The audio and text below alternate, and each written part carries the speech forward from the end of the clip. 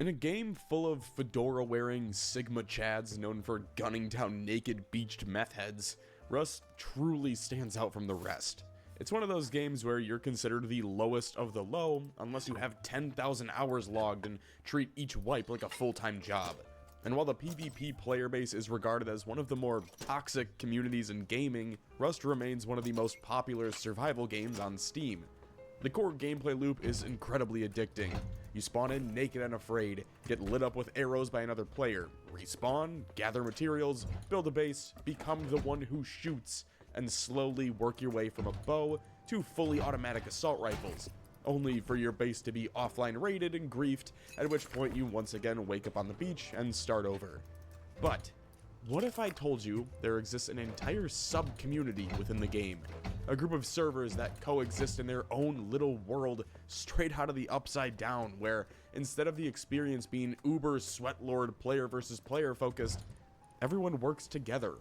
Instead of toxicity and rage, you find generosity and friendliness. And I'm sure most of you are sitting there going, what's the point of playing Rust if you can't fight other players? Like, what do you fight? What do you even do? And I had the exact same questions, which is what led to the creation of this video. It's here where we'll explore several PvE servers, showcasing what they have to offer. From the quiet, peaceful, and relaxing atmosphere where players go to farm and practice base building, to fighting bandit raids and even apocalyptic events. So grab a snack and join me as we explore the bizarre world of Rust's PvE servers. It's cold. I'm gonna put my blanket on. Rusty Spoon is a 100 player cap server, and honestly, everything I was hoping for when it comes to PvE Rust. There's a full custom skill tree to grind, over 500 raidable bases for you to hit, zombie hordes, and custom spawning zombies. Was that him or me?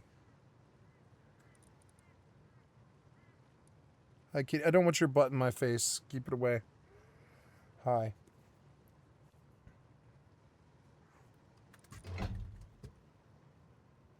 Kitty, I don't want your butt in my face. I don't. There you go. Sit down, lie down. Lie down, kitty.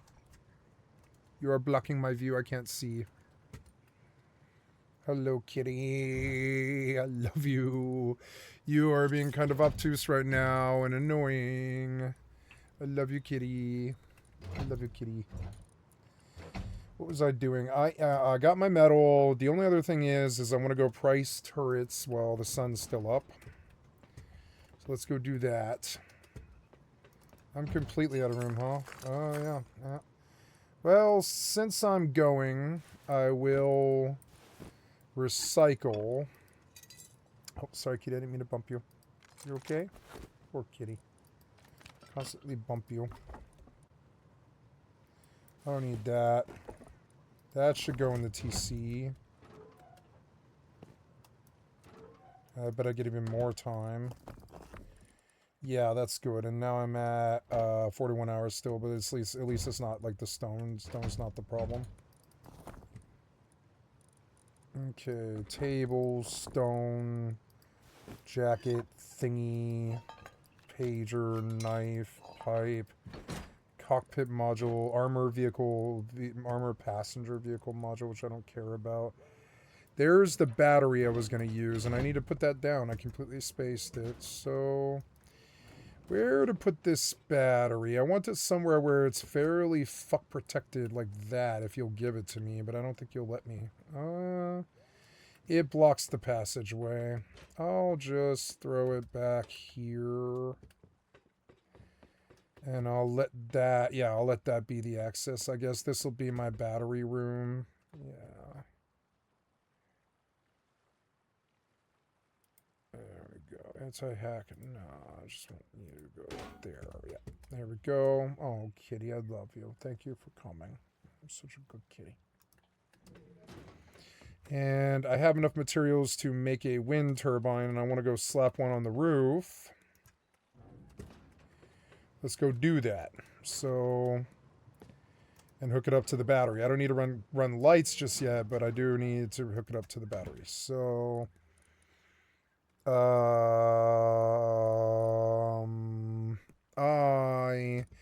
want, well, no, I'm not going to do that right now. I'm going to go to the outpost while it's still light. I'm going to do a recycle run. These hoppers, do I know those? Do I know hopper? Hopper. Yes, I do.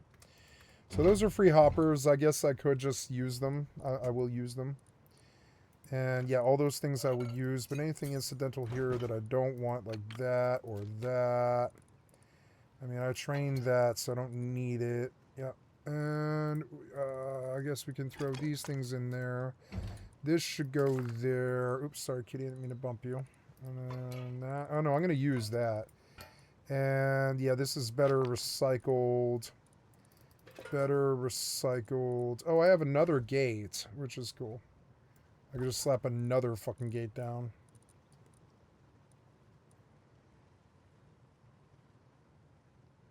Oh, kitty, I love you so much. Okay. Crappy recycle run that's really cheap, and I'm only using a bow kit. We're going to go price turrets at the outpost right now. Oh, I can no longer get out this way. Oh, no. Can I get out this way? No, I don't know. I don't think so.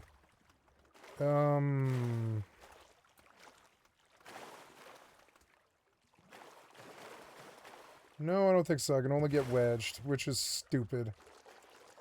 What can I do? There's nothing I can really do. I could put a table and jump over, I guess. If it would let me place it down, but it can't be placed in water. So what do I do now? I toss my stuff through the hole in the fence here. Yeah, like up.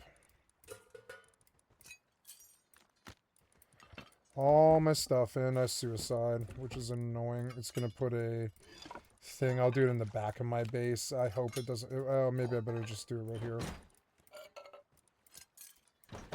I have to pick all this stuff back up again. Hi, kitty.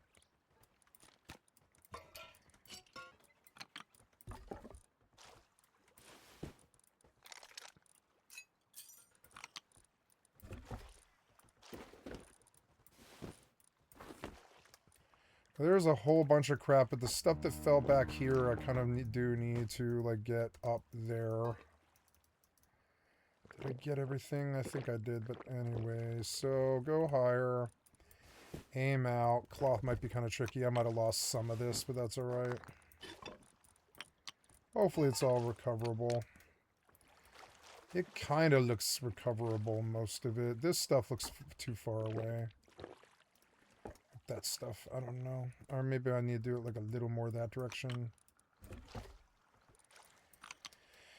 I don't know, that's the best I can do. I'm gonna have to suicide. I want to do it somewhere where, like, the fucking guy doesn't bother me as much. I don't know. Can I kill him? Yeah, I can kill him no matter where he spawns. So I'm gonna do it, like, right here.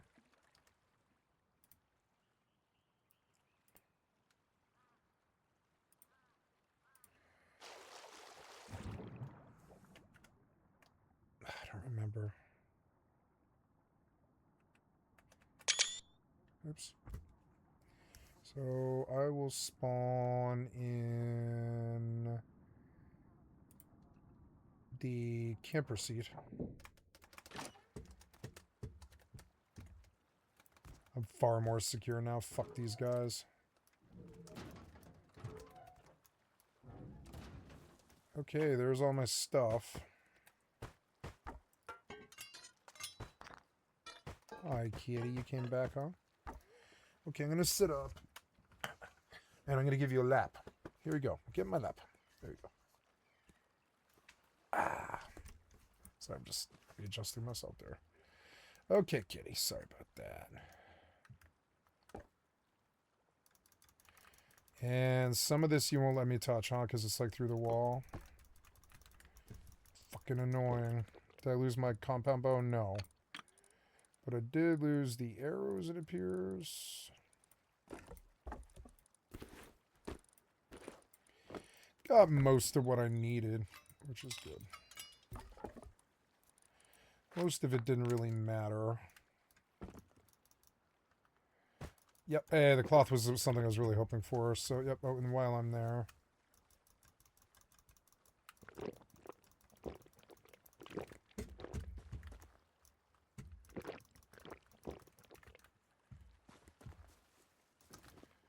Okay, going out to the outpost. Fuck with the wall, bitch. What can you do?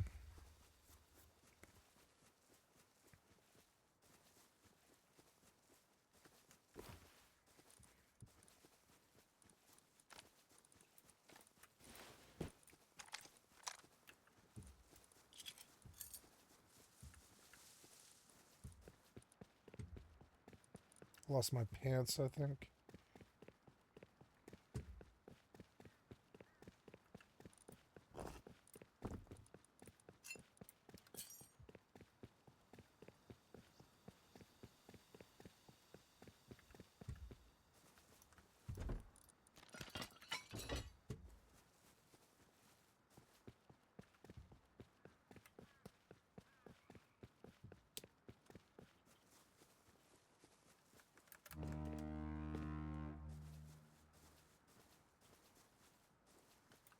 Ooh, let's do some target shooting here. These deers are at about 105 or something. Nope. That was my last arrow, apparently. I didn't get the arrows through the wall. Never mind, I didn't get them. Well, I'll be able to make more in a second here, I believe. Well, yeah, I should be able to make some at the outpost, but I don't really want to aggro the bleeder. I just want to come through over here.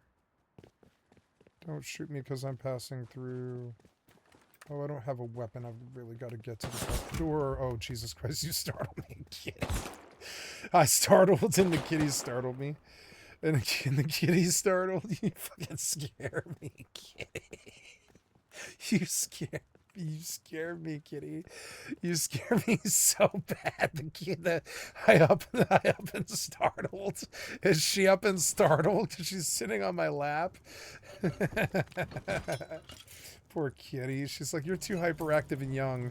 And I'm like, I'm sorry, kitty. I'm sorry. You're too methodical and old. Oh, hello, kitty. I love you. Yeah, I'm getting my hand oil in your fucking fur. I know you love it.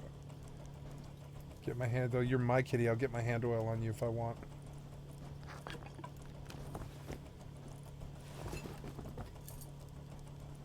She goes and cleans her fur. She's like, oh, your hand oil is so greasy. And I'm like, yep.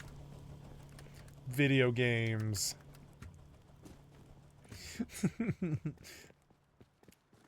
I'm still bleeding. I should probably deal with that. Okay, so we're recycling, and I forgot that I have all the recyclers. I need to go load them. I am here to check the price of turrets.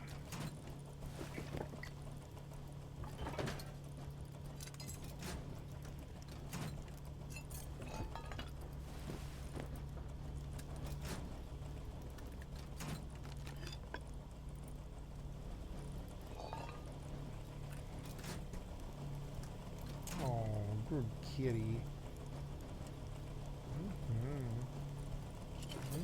I love the kitty.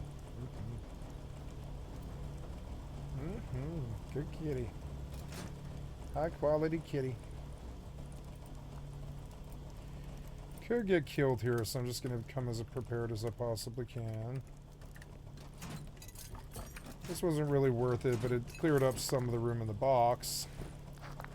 Now I have even more cloth. Where was Bandit Camp again? It's like west. No, it's south. It's like right or no. No, it is like it's like right here or something. Even more cloth. Should make some bandages. 3, 4, 5, 6. And then I'm gonna make some arrows since I'm out.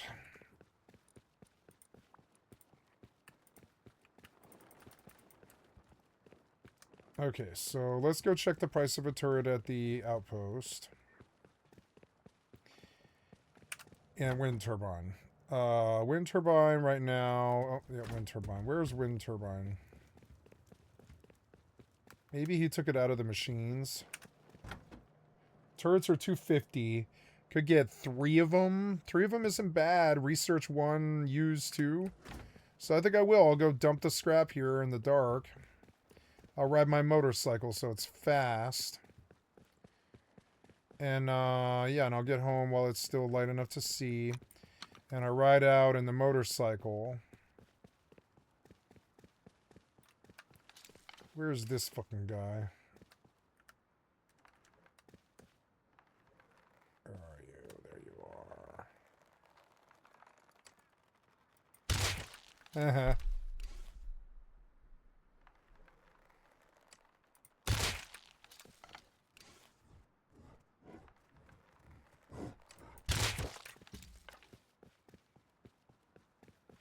I recycle since I killed him. This is just more metal that I don't have to worry about, frankly.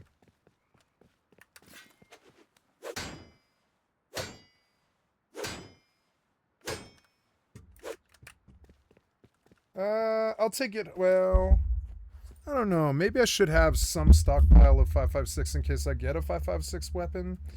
Yeah, it's like free ammo. I am going to just take it home in the interest of maybe using it. I'd like to get some kind of real gun, like a python or something out of a box, like a milk crate.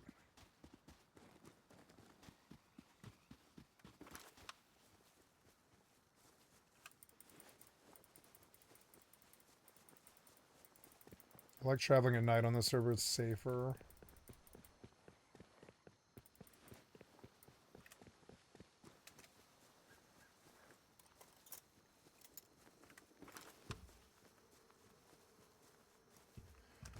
That was honey.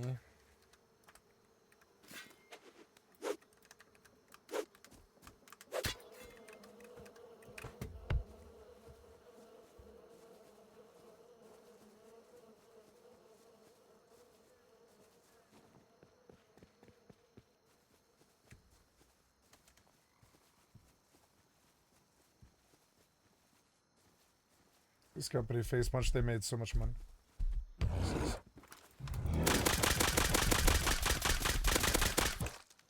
Jesus Christ. Bears in the dark. It was a mortal battle. I walked away, he didn't. His body is eluding me. At least he was low health. Or it would have gone way worse.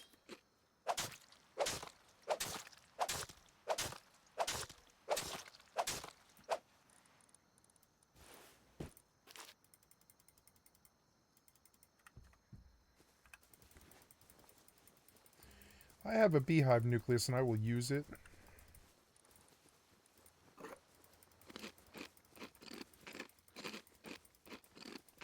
And then I'll have endless food. Between water and honey, I'll have endless food and water.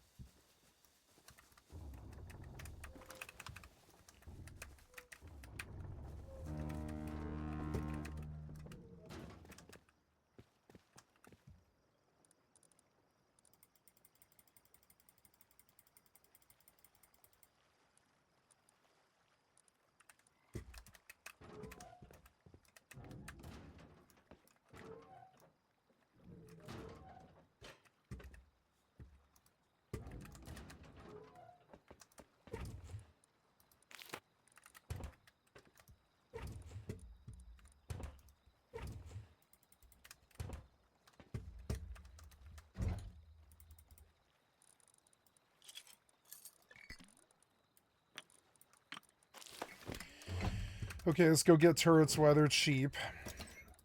I will take my motorcycle for this because it's kind of a big risk I'm taking, but not that big. 800 scrap is different amount right now. It's a lot more right now, but it's still also, like, regardless, like, sort of not that important.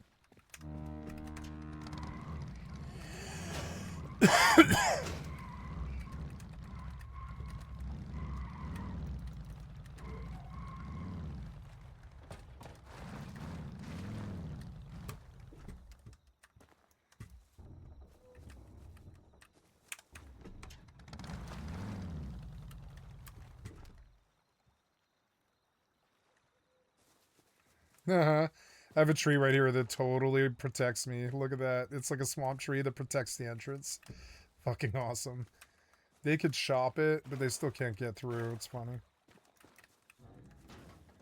Oh, did it break the... It broke the bike! Now the two... Wow, the seat... Oh, no, it didn't break the seat off. I thought it did, though. I don't want visitors, so...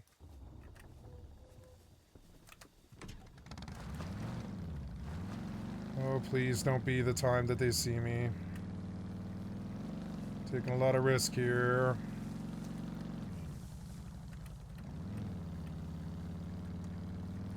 Do it quickly.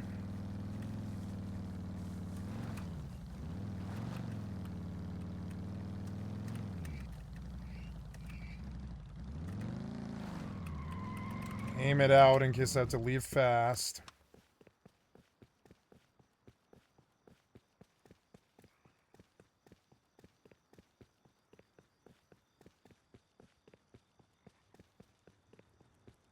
I kill the light because I don't want to broadcast where I am. Watch right here. Somebody comes through right here. That's my luck too. That's what used to happen when I had the curse. When I had the curse, they would just come. They would just come. 90% of the way through the run, they'd always be there. Ooh, a crude refiner for 400 is a pretty good deal. Kind of want that too. But the turret's a bigger deal, especially while it's cheap. Yeah, 1 to train. 100 to train, it puts me at 515. Another one to use. Another one to use. And let's go train one while we're here, and it's not even a bad mission. Even if I do die. As long as I bank the BP right here, it doesn't matter if I die. 120. Son of a fucking bitch. Where can I get scrap? I like fucking around like this. Okay, hurry up. Go recycle these. Come on, scrap. Please tell me you give me scrap for this. I can't remember. Do they give you scrap for these? It might just be metal and high qual. Is it scrap? Yeah, it's scrap. It's scrap.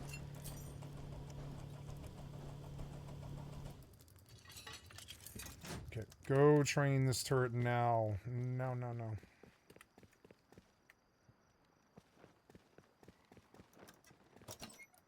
Okay, good. Go. Now we're sitting a little bit better. But getting the mats for these is a nightmare. So, gonna buy them while they're cheap. Put one in my garage, one in my fucking TC. Guarding my front doors, right?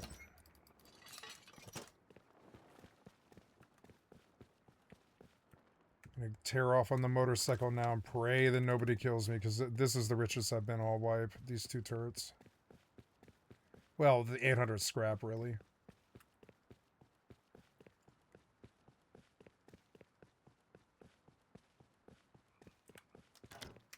Seven fuel isn't too good. We're gonna put like some in this motorcycle.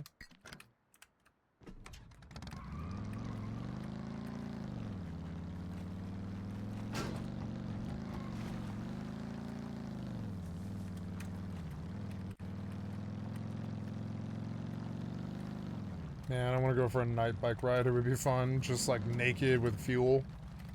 And just go explore the map. I could do that, but first we got to get the turrets home. It wires some lights and a wind turbine.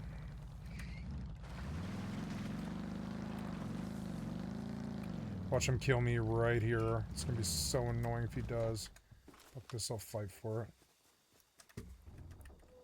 I'll take the fuel out of the bike, but I'll leave the bike. No, I will take the bike in. Fuck it.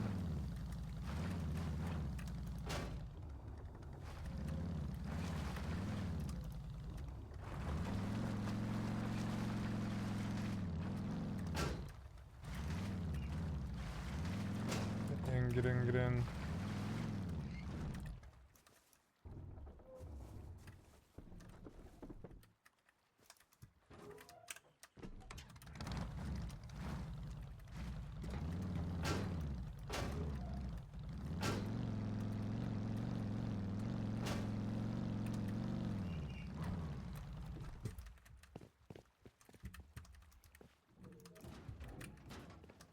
Okay, I have to pee, kitty. I'm terribly sorry. Gotta get up here. Don't mean to be rude. Yeah, you okay? I don't mean to be rude, kitty. I gotta go pee. Sorry. Oh. What? Oh.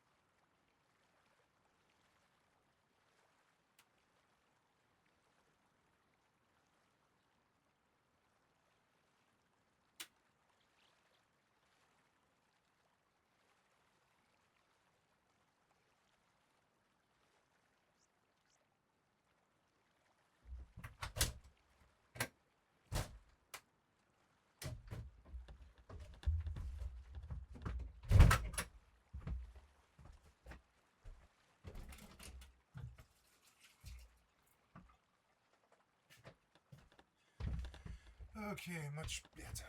Sorry, kitty. Okay. You like the blanket, huh? Give it. It's mine. I want it. Yeah, I'm moving you again. Yeah, sorry. Hold on, kitty. You're good. Now. Okay. You can come back, kitty. You want a lap? No? Okay. I annoy her. I'm too finicky. I had to pee. What can I say? I had to pee. And I got up and I ruined our little cuddle time. Whatever. Turret. I want it right here. Oh, I'll have to... Oh, I don't know. That'll interfere with the bike, huh? Let's just have it be right here. Yeah. Seems good to me. I'll have to give it a revolver, I guess. Yeah, I'll have to give it a revolver. Oh, no, I can fix my revolver now. I can fix my revolver. Oh, and I need to run my kit, too. Kit. Redeem. Right. So, let's make pistol ammo, and that'll eat up some of this metal that I had. But I will get XP, which is worth it. So, oh, I can mixing table, but then I don't get the XP. I have 163 scrap to put back in the table. We got to put the other turret down in here to protect the TC. Yeah, when you get in here and there's a turret, what are you going to do? I don't know. Like, I don't know. I need to put it, like, someplace where... Yeah, like, down the hallway. Yeah, like, the guards both the TC. Oh, I don't know. There's not much room, frankly. I'll put it right here. No, I want it in the TC room. I will move those small boxes. And I'll stick it right the fuck here. Yeah. Guarding the TC. Like, you know, fuck them. And despite it being a revolver, it'll still kill you. Or I could put a double barrel in there. Yeah, I mean, a double barrel will just kill you. Like, blah, blah, blah, blah, blah. You're just dead. Yep, that close, it'll just be a double barrel, frankly. Yep, and that's a disposable gun. So what do? We get a hammer and move all this stuff first, but I guess I need to drop all this stuff now, so I'm just gonna go to that other box real quick. I need to put down a wind turbine, but I need to empty my thing first, and I want to do that so I can just go live on stream. So, yeah, I want to put down the wind turbine. We'll put the turret down, but I don't want to do it right now. I want to put down the wind turbine right now, so that way I can go live. So, once I put the wind turbine down and I have a wire cable, I can run it to and I run to the battery, I can go live. So let's get that done. We'll make a electrical tool. Hi, kitty. You want to sit back on my lap? Okay. There you go. You can have my lap. I'm going to pull my blanket up just a little bit, kitty. Sorry. There we go. There we go. Good kitty. Thank you for coming back. Yeah, hi. Oh, I love you. Oh, yeah, I love you, kitty. Okay, so gotta keep at it. So, hi, Qual. Gonna make a wind turbine, which is and some gears, which I left over here. Gears over here's. And then go back to the T2. Come on, give me a refund or a duplicate, one or the other. Wind turbine. Oh, I'll need wood. Although I don't want to use the wood in the TC. I'll find wood somewhere else. Wood somewhere else. Yeah, I want to do that other bit later. Wood, but that's not enough wood. Wood, but that is enough wood, actually. And then make a wind turbine. Yeah, and star that. And, come on, duplicate or refund, one or the other. Duplicate or refund or both. Duplicate or refund, duplicate and refund, duplicate, refund or both. Duplicate or refund, duplicate or refund, duplicate, refund or both. Yes! Look, duplicate, bitch. Duplicate's what I wanted. Duplicate's what I got. Fucking beautiful.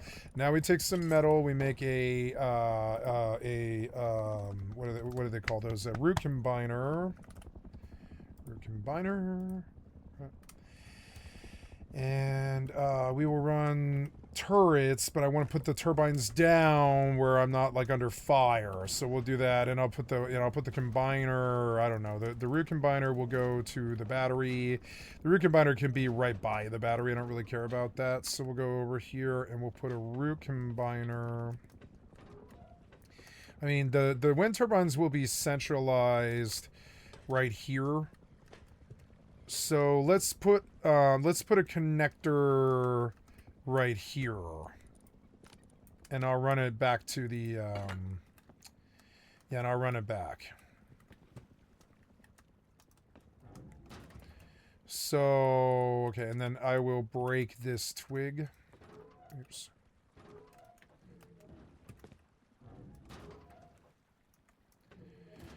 I will break this twig. No, I won't break the twig. I will use it to go on the roof higher, is what I'll do. Yes. Go on the roof higher. I mean, I could take some damage, but I don't really need to. That's a little higher than I need to go. No, I didn't make it, but I didn't get hurt, which is good.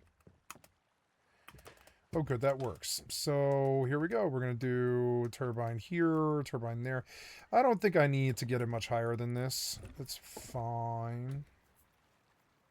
If they want to break them, they will. I mean, there's not really... I mean, I realize it's lazy, but I don't know. Can I only fit one here? Yeah, I can only fit one. Okay, so let's do one here.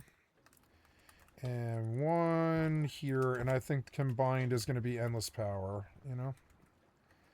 Oh, no, you don't like it? Okay, well, what about, like, over here? We do here? Yeah, no, what's wrong with this one? Oh, because they interfere? Okay, what about that? Will you let me do that?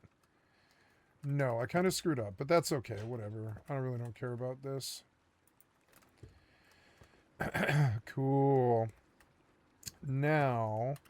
we take the wiring tool and we wire you over here and then in and over to here and here and here, and then root power 1. And then we go back and we do the exact same thing back. We go burr, burr, burr. We go back outside. And we connect,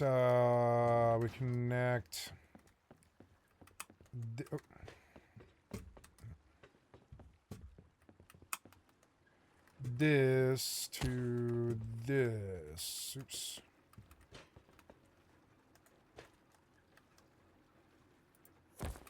Okay. Then, yep, now we got 2 wind turbines, and we have endless light.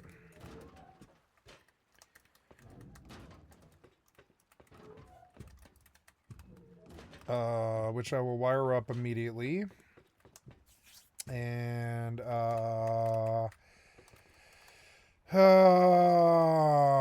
wire you up and over to here.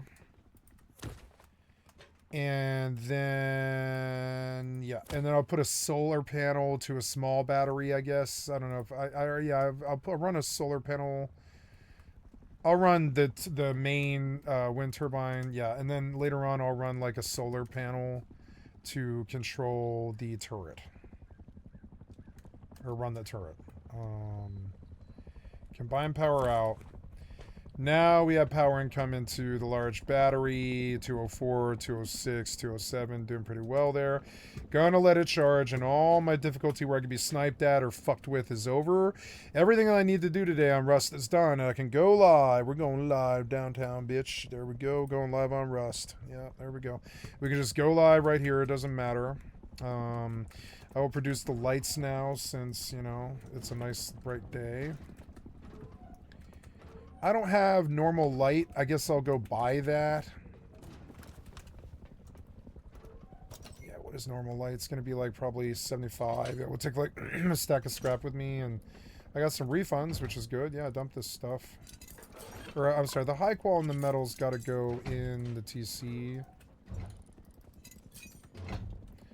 I'll take some, yeah, and I'll take some scrap with me to go buy,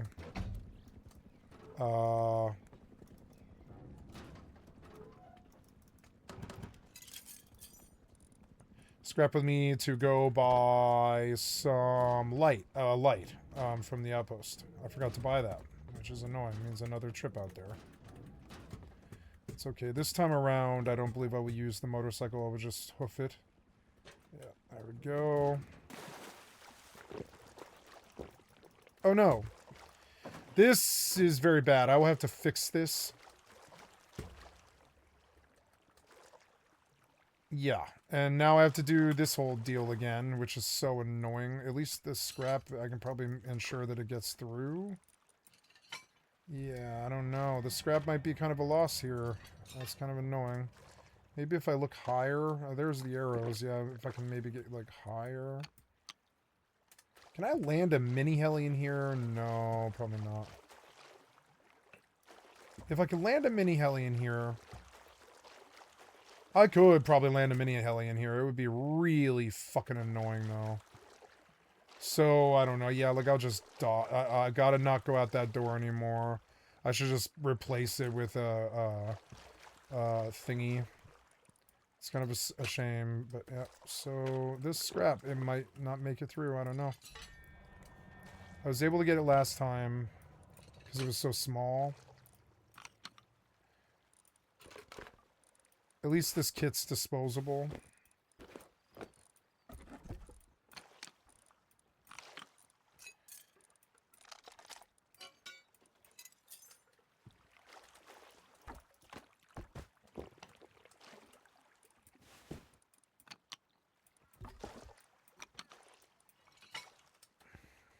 I'm gonna just pray that works. Oh, the compound bow. I was able to get it, which is good. So, I'm gonna run back here. Now that I'm naked, I can kind of fuck around with this wall. See if I can get through it. I don't know. Kind of seems like I got a little bit of like throughput here, like, oh, but no. I think I'm now wedged, or no, it's like bumping me out. No, I don't think I can. Oh, well. So, what about over here? Anything over here? Can I, like, ride the wall up or something weird and just die? No, I don't think so. So, what about riding the wall up? Can I do that? No. Yeah, you won't let me ride that wall? Nope. Alright, well, that's fine. So, respawn. I forgot, but I gotta fix that door. Spawn me in my bed. Make me a, what are they called? Metal shop front. Metal shop, shop. Oh, no. That's my fucking scarecrow. And he's gonna annoy me if I don't kill him.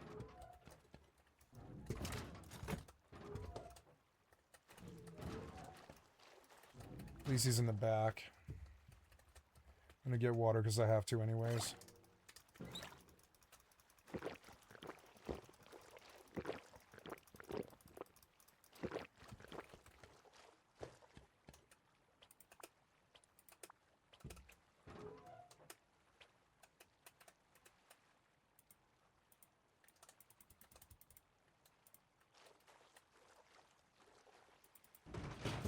Better.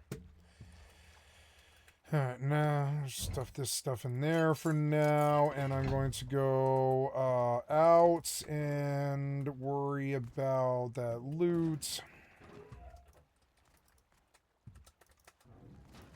Hi guys, those watching the stream, I'm just playing some Rust. Sorry, I was recording there, just getting some work done on the base, like without harassment and stuff. Did I get the scrap? Oh, yes it did. But I didn't get the arrows or the nails, and that's kind of crippling. Oh, there's the arrow, but I don't think I can reach it. Oh, I got the arrows, but not the nails or the suit. I didn't get the suit. I mean, I could, I could make a ladder. I don't know. Do I have ladder? Have I found ladder? No. So I could build out of there. I could go in there with wood and just build out. Yeah, like a little twig thingy. Like a jump up, I guess. I'll build a twig. No, twig thing is too helpful to my enemies. Although I could just break it. I could break it with the bow. So I could go get what I left in there, which is like a suit. Yeah, I left a suit in there. I could go get that if I have wood. Yeah, give me like 300 wood. That's probably enough. 500 wood. I'll make a BP. I'll go up on the roof and I'll jump down and I'll just build my way out of there. I'll kill the scarecrow too while I'm at it. Oh, I guess I can't anymore. Or yes, I can. So if I build off on this side... Yeah. And... Yes, I can, I think. I don't know. Can I build foundation down there? No, I think it's a suicide mission. And I lost the set. I mean, I don't know. Could I build like something like that? Not where I need to, no.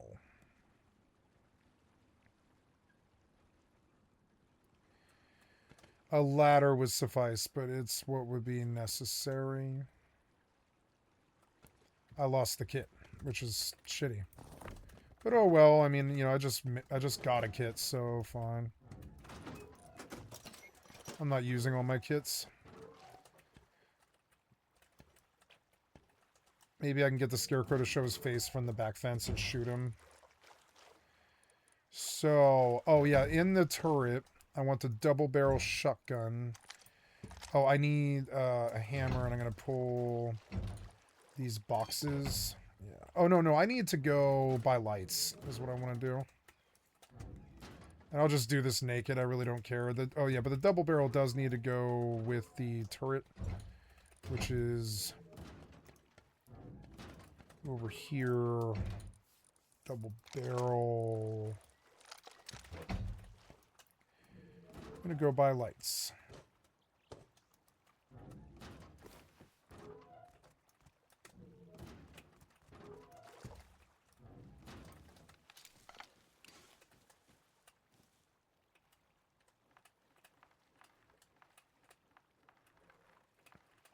Can't see him.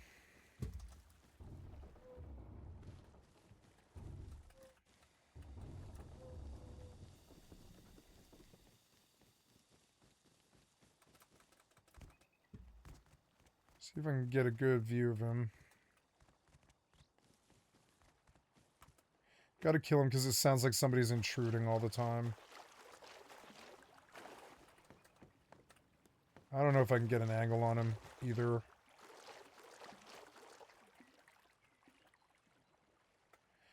Maybe it's just... Oh, no, there he is. I was like, where is he? Fucking, where are you, fucker? Oh, that made it easy.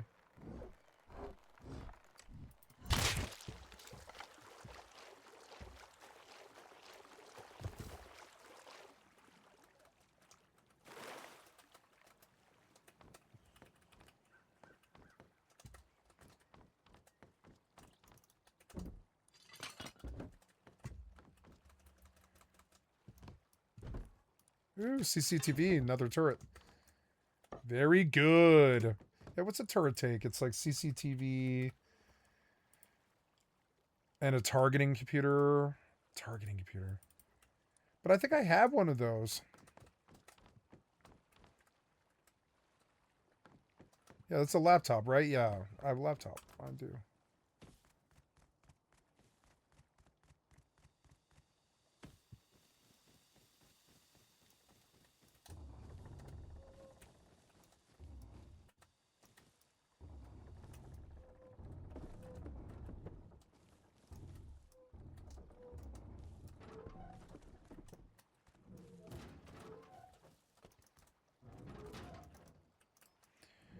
didn't think you didn't want to destroy the heli? I would have destroyed the heli immediately. I would have been like, this heli's dead.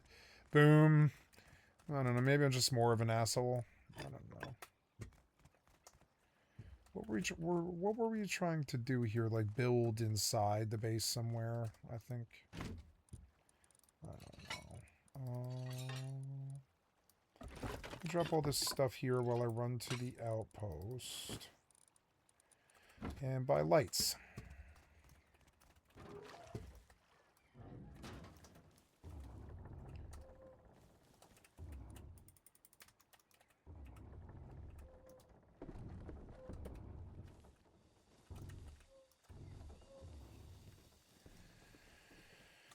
I'm going to auto run and worry about other games here. FFXI shut down for some reason, so I will load it. Maybe I should run Mortal first. I don't know. I don't want to run Mortal right now. I think I'll just buy a 6-month next year, and I'll let the sub lapse.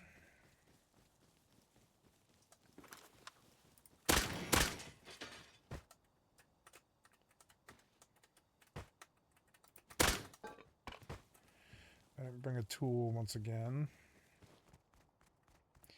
That's okay. I'm just here to buy lights. That's it.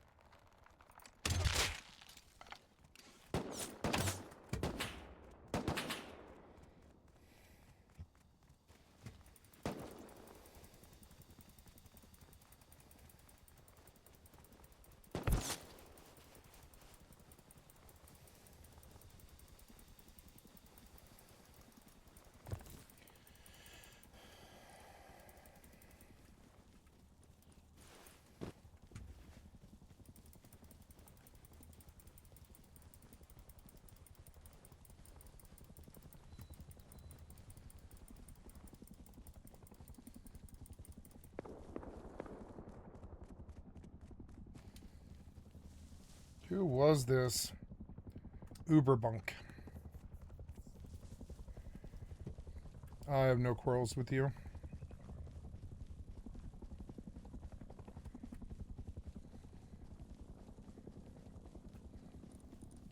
least I didn't lose the 112. I'll come back if you're at outpost. Jesus.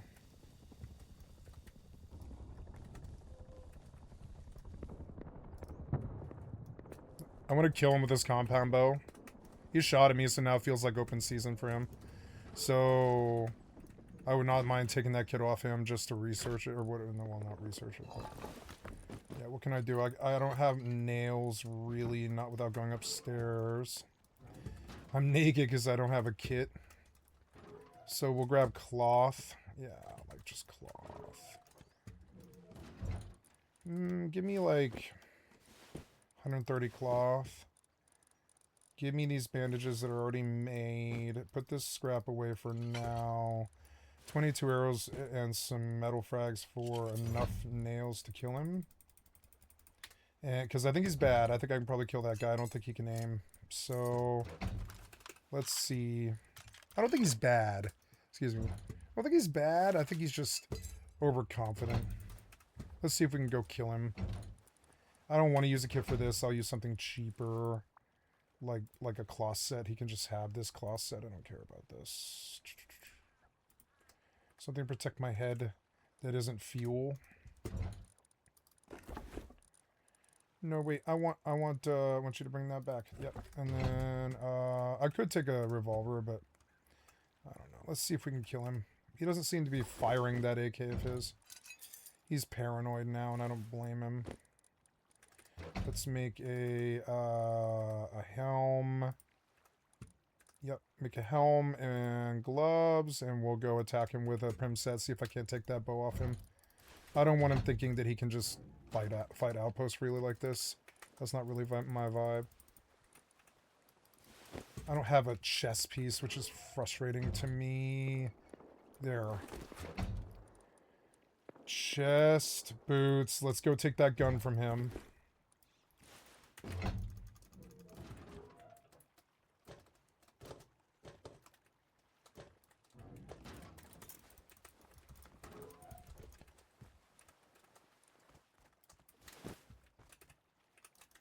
Yep, very prim set. Let's see if we can sneak up on his ass and full charge him twice and just kill him. Be funny. Maybe he wants a fight. I don't know. But we got a kit, and let's go see if we can fight him. Maybe I can snipe the... or maybe I can fight him at the recycler. He's probably bound to the recycler eventually, right? Maybe I can just sit inside recycler and shoot his ass with the nail gun as he comes in. That is a possibility. If he's not at that side of the outpost, yep. He'll inevitably come to the recycler. And I should gank him there. No, I don't know. Let's just fight him. I don't care.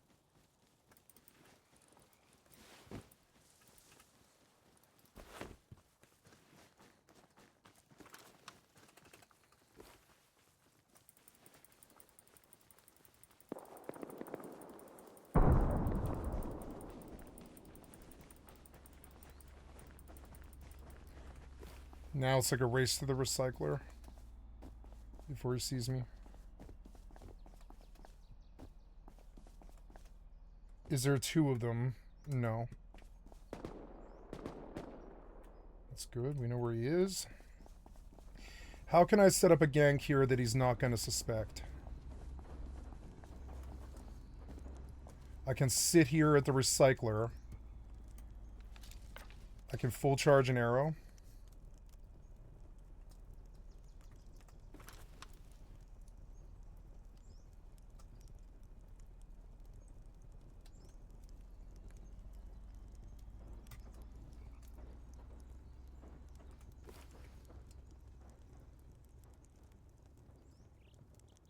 The minute I hear footsteps, I'm just going to start charging.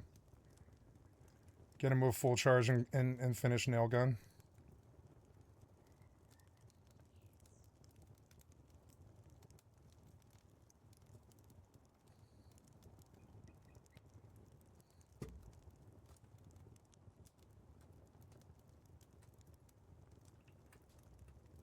I can, like, maybe see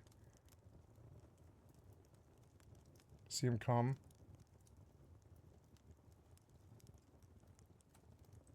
It's the barest little warning.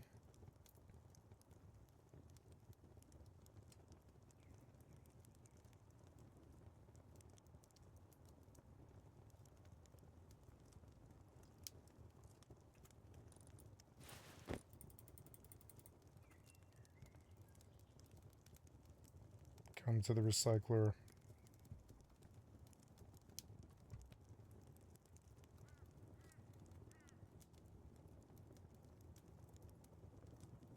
Mini. He's in a mini. I need to get cover so he doesn't see me.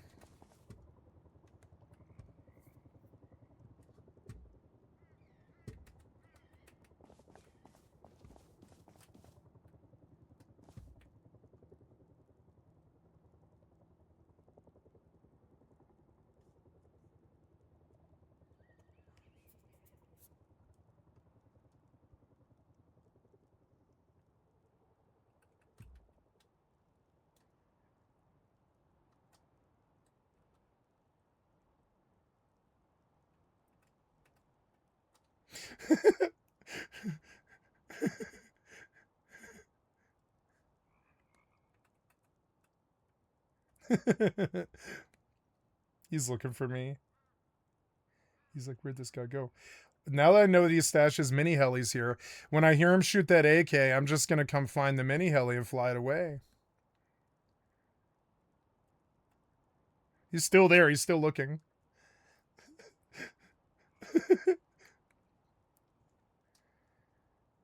What if he lands the mini heli right at me?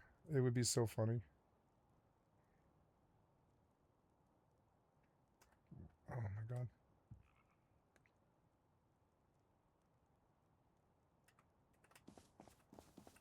Fucking annoying. Which way is he going? Pull out the compass. He's going east.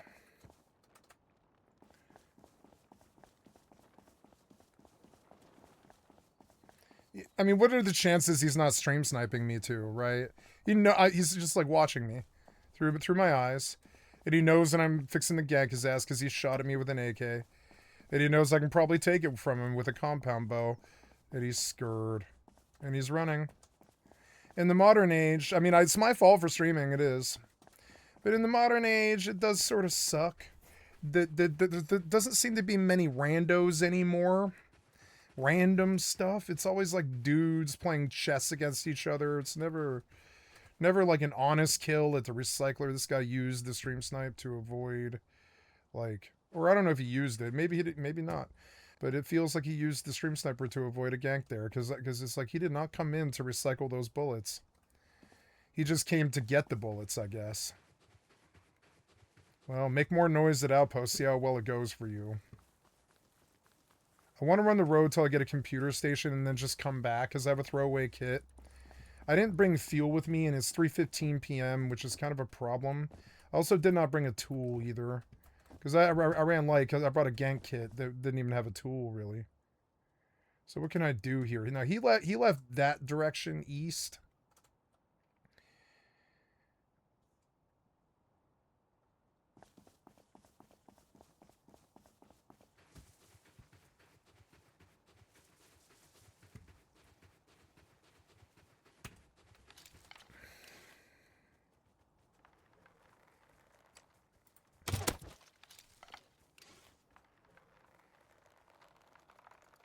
Fucking bush. I can't see him.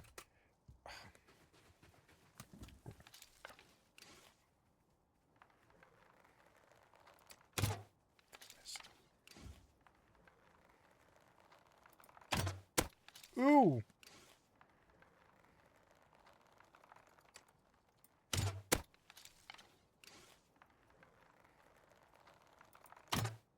Oh, almost.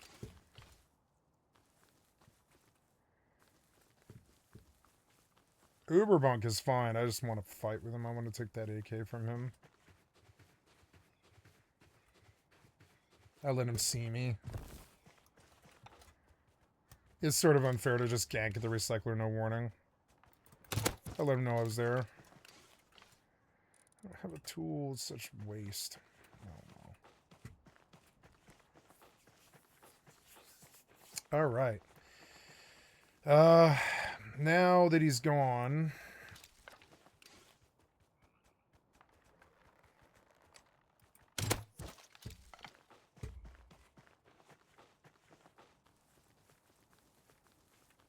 I want to go get my 100 scrap and buy a light. Let's go see how expensive the light is, because I may not even want to buy one.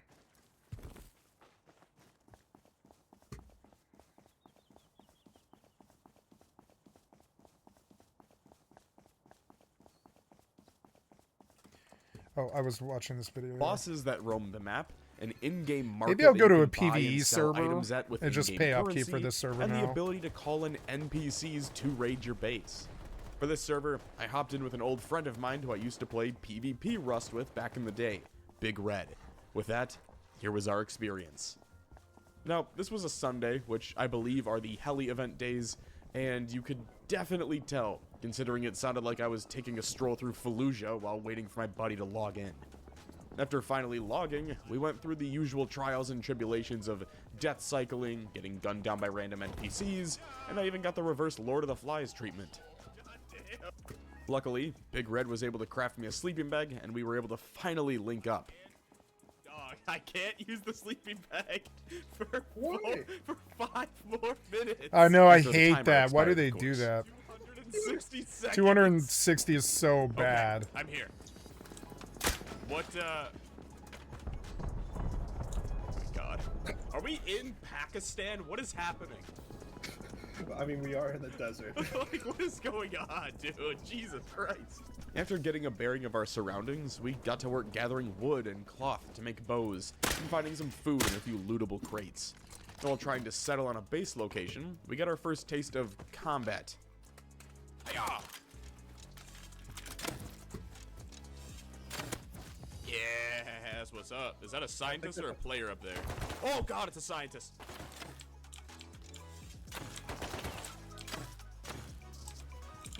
He's reloaded. Got him. Alright, one. Hit him again. Got him.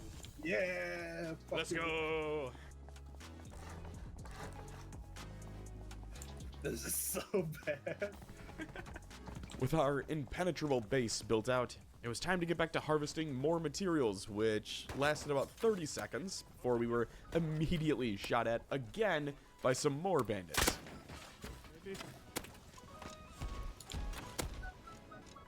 We get him? There we go. Oh, I'm not doing too good. Honestly, the fighting in the early game felt very similar, albeit easier in relation to regular PvP servers. The enemy NPCs have their spawns cranked up significantly, so it always feels like there's a hostile threat nearby. And you actually have to take them somewhat seriously. God forbid you try to Rambo charge them. Maybe I should go to a PvE server. I don't know why I should get harassed and raided all the time. Or do both. Crawling to you. Get me. Like right now, the only other thing I need to do today for the next 4 hours is just wire the fucking lights. That's it. After getting our asses kicked, we decided to settle down and build an actual starter I'll just base. farm the scrap And I by need that, to buy lights. Big Red built a starter base while I crafted some furnaces because I suck at base building. I remember that period. Wow, look at you. With a starter base constructed, we spent the night relaxing and checking out the shop. Now, again, the shop is all based around in-game currency that's all earned from doing anything and everything in the server. You earn cash from gathering resources, killing enemies, passing the time, completing quests. Really, just by playing the game, you're gonna rack up some solid dough. With that money, you can buy things like medical supplies, weapons, ammo, and events, such as calling in AI enemies to raid your home. The next morning, we set out at sunrise to hit up the abandoned supermarket, where we found a group of farmers waiting for us.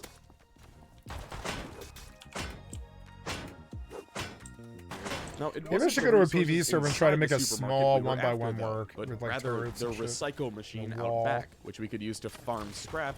Or to a help us tugboat. I could progress live on and a start tugboat. making our own Who guns cares? and ammo. Did you find the machine? Yeah, it's right here. For tier 2, we need 500 metal fragments, 20 high quality metal, and 500 scrap. I have almost 30 high quality metal and over 300 scrap on me right now.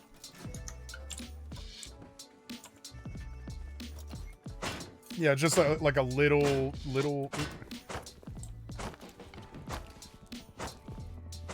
Oh, hold on. Do you see the zombies up in the trees up there? Or up in the mountain behind you? Oh shit, yeah. While out searching for more scrap, we even get to see a small group of zombies running through the mountains behind us. A bit of foreshadowing for the future server. Want to see just how polar opposite the PvE player base is, though? After mistaking a random solo player for a hostile NPC, he straight up gave me a Thompson and over 100 rounds of ammo. Take my arrows back. I'm like, what the fuck is, I'm like, who the fuck is that? You scared the fuck out of me. He gave me a Thompson. Oh, sweet.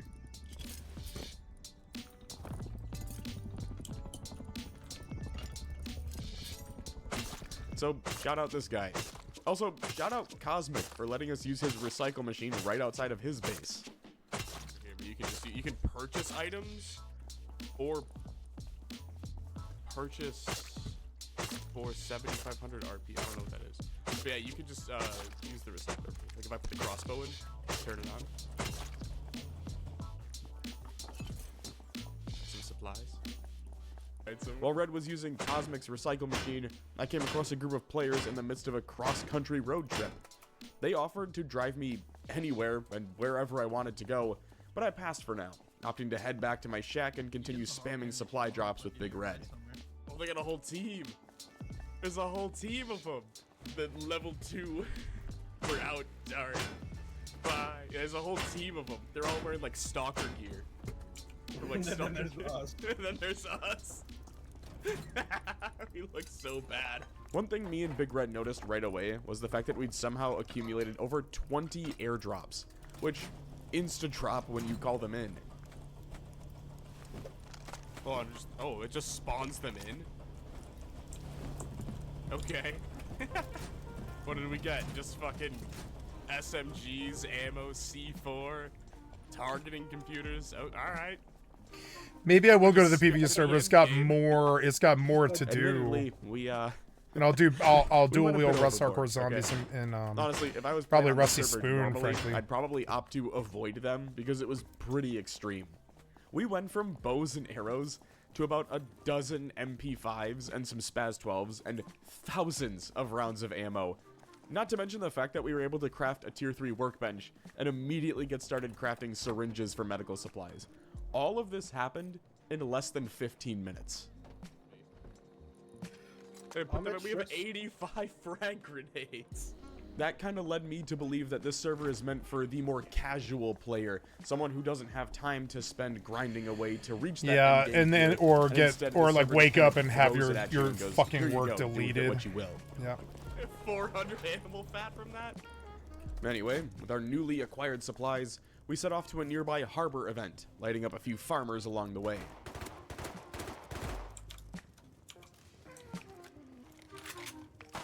This is like Ready or Not. Oh god. Stop resisting! I'm glad to see we weren't the only players abusing the airdrops, though. Unfortunately, it wasn't until we got all the You way mean like over there all that the we realized players? we couldn't partake in the event because we weren't the owner or part of the team. Did not enter the event zone. You are not the event owner and you are not on their team. Oh, so we can't even go to the event. That would be why. That being said, I still managed to get in some fighting on the road back. 127 scrap. That's good. I'll gamble if I have to.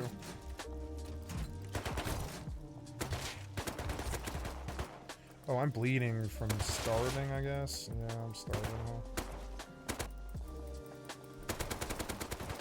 Maybe I should repair. No, I don't have any wood. I mean, I got $5 from killing someone. After making my way back to the base, I learned that Big Red had used over 2,000 scrap to purchase a mini-copter, which he immediately crashed into the mountainside. Jesus. That was 2,000 scrap. In total, we spent around a dozen hours on this server, and it stayed close to capacity the entire time. That being said, most of the players were focused on spamming heli events or other raid-styled group content that we just didn't have the time or cash to grind for. Before we called it quits on the day, though, I cashed in all my funds and purchased a tier 2 raid event, only to find out we couldn't actually call it in because we were too close to the water. This led us to building an entirely separate raid base, at which point we were finally able to call it in. You can't call in races. Oh yeah. That being said, we had some help from a familiar friend. 190 Bemmy. I like this guy. He's positive. Your whatever. Skin got removed. He's off kind of the a floor. he's kind of cloney. He sounds like Ninja, but I mean, yeah. All right, I'm gonna chuck this. That's his Chuck this bad influence. boy That's down when we're fine. ready. Actually, I'm okay with that. All right, let's give it a shot here. Fuck yeah, it works.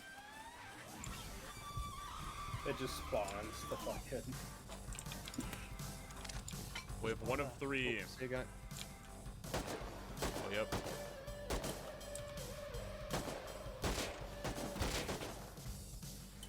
Oh, alright, they do have rockets. They do have rockets. Ooh, modular car lift. Yeah. Good timing. Perfect timing. Yeah, let's get home now. I have everything I need to just relax for the rest of the night, grind some Eve, grind some FFXI. That is not good. We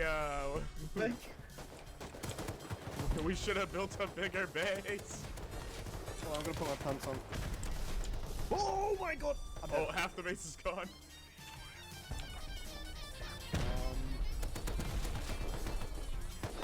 I need a gun. Somebody give me a gun. Where are you? Oh, I threw a grenade. I don't know where it went. Oh my god. All You're right, so let's lucky. go. It didn't bounce. Dead. We're pushing back again. I don't know where it went. Can I get a You raise? threw a grenade and you don't know where it went. You have 300,000 subs. Oh, they are pushing you hard.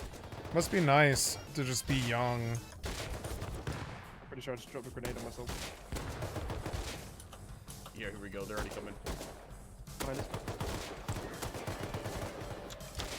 He's not that bad. I'm actually getting kills with some of these nades. Nice. All right.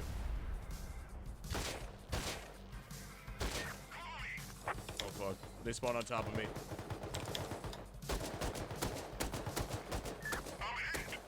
Hey, he's not that bad. The scope's bad. Reloading. Can they see us? Probably. Yeah, yes. Yes. To answer that question, yes. Oh, they're charging you with RPGs.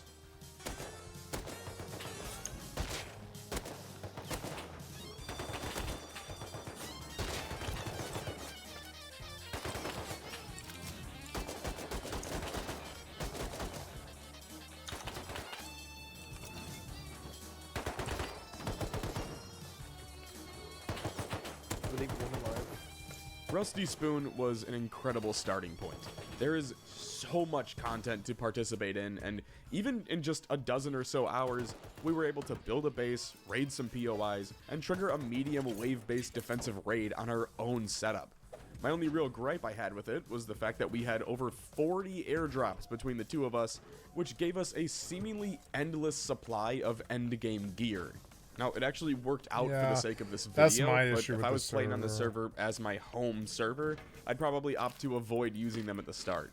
In our limited exposure to the Yeah. community, we were given free gear and offered a ride to anywhere on the server. A stark contrast to the kill-on-sight vibe of PvP, but a welcomed one nonetheless.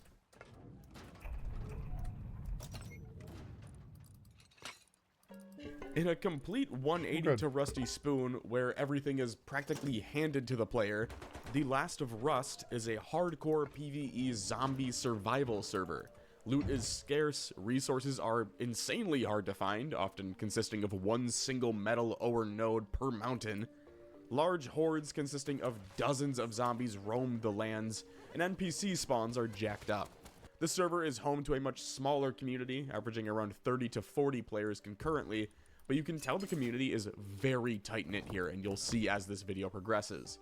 To lend me a hand with my exploration, I reached back out to my familiar friend and zombie pro, Rixtatrix. Together, the two of us hopped in. Everyone spawns in at the same outpost turned skid row, where it's not uncommon to find dozens of naked players sleeping on the streets. We brought bees over to us. Ow. Ow. I don't know. Run. Just run. Around Car the lift. outpost, you can find a train cart turned casino with some slots, blackjack, and poker. And just outside, you can find two traders. One of those traders allows you to sell substances to him in exchange for scrap, which is the recommended Ooh. way to earn scrap here early on. Rick and I didn't take that route because we didn't want to spend days doing nothing but watering plants. Yeah. Now it's gone. Yeah. Rip. Wait, you have to. As we formulated the plan, we met our first player on the server, the Doc Holliday. I'm your huckleberry. He told us that while teams are disabled and you can't see each other on the map, you are still able to create clans, and thus, the Goon Squad was born. Our first order of business? Gather scrap. Again, this is a hardcore server, meaning loot is very scarce and enemy spawns are high. Which is a roundabout way of me saying... Oh, is that you getting shot? Oh God, I'm getting shot. That's you getting Run, shot. run! No! Oh, God. Was that AI or was that person? Medic! You shouldn't be out at night. Medic! By this point, we'd been playing. Oh, for you guys around are 30 bad, minutes in but a server but where for the some selling reason point you're bad. That guy Preds is such a terrible name. He's not bad. He's not bad. I've seen him shoot. He's not bad. was zombies, and we still hadn't seen a single zombie yet. Of course, that was about to change. Yeah, or like maybe some zombies. Yeah. Oh. Guys, I threw a grenade and I don't know where. I don't know. I've never heard somebody say something so bad in Rust though. Maybe I should stop watching this guy. It seems like he struck the lottery, like the fucking Rust streamer lottery or whatever, where like...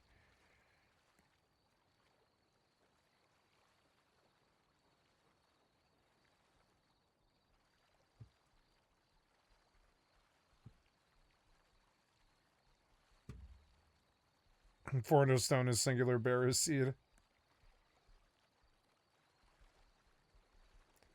Yep, instead of meta building, you just build a cozy base and wire it up to auto smelt and craft anything you ever need.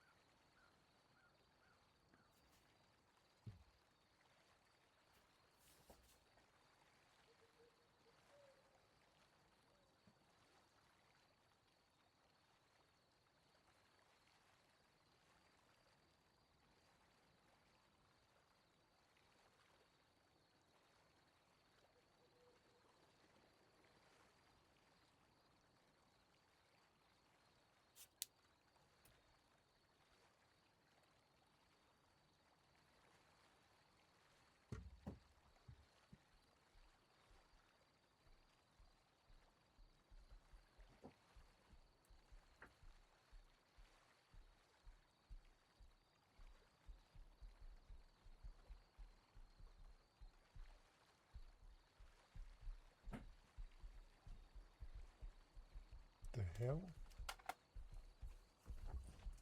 Here, that... The hell is that noise?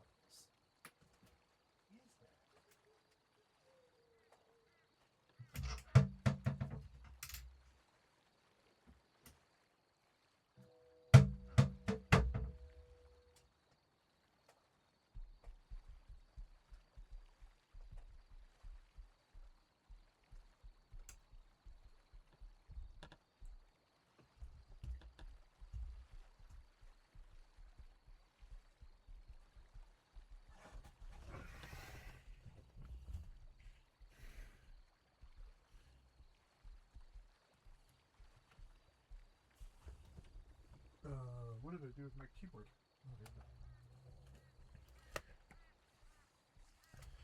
Okay, I'm gonna turn on my thing here.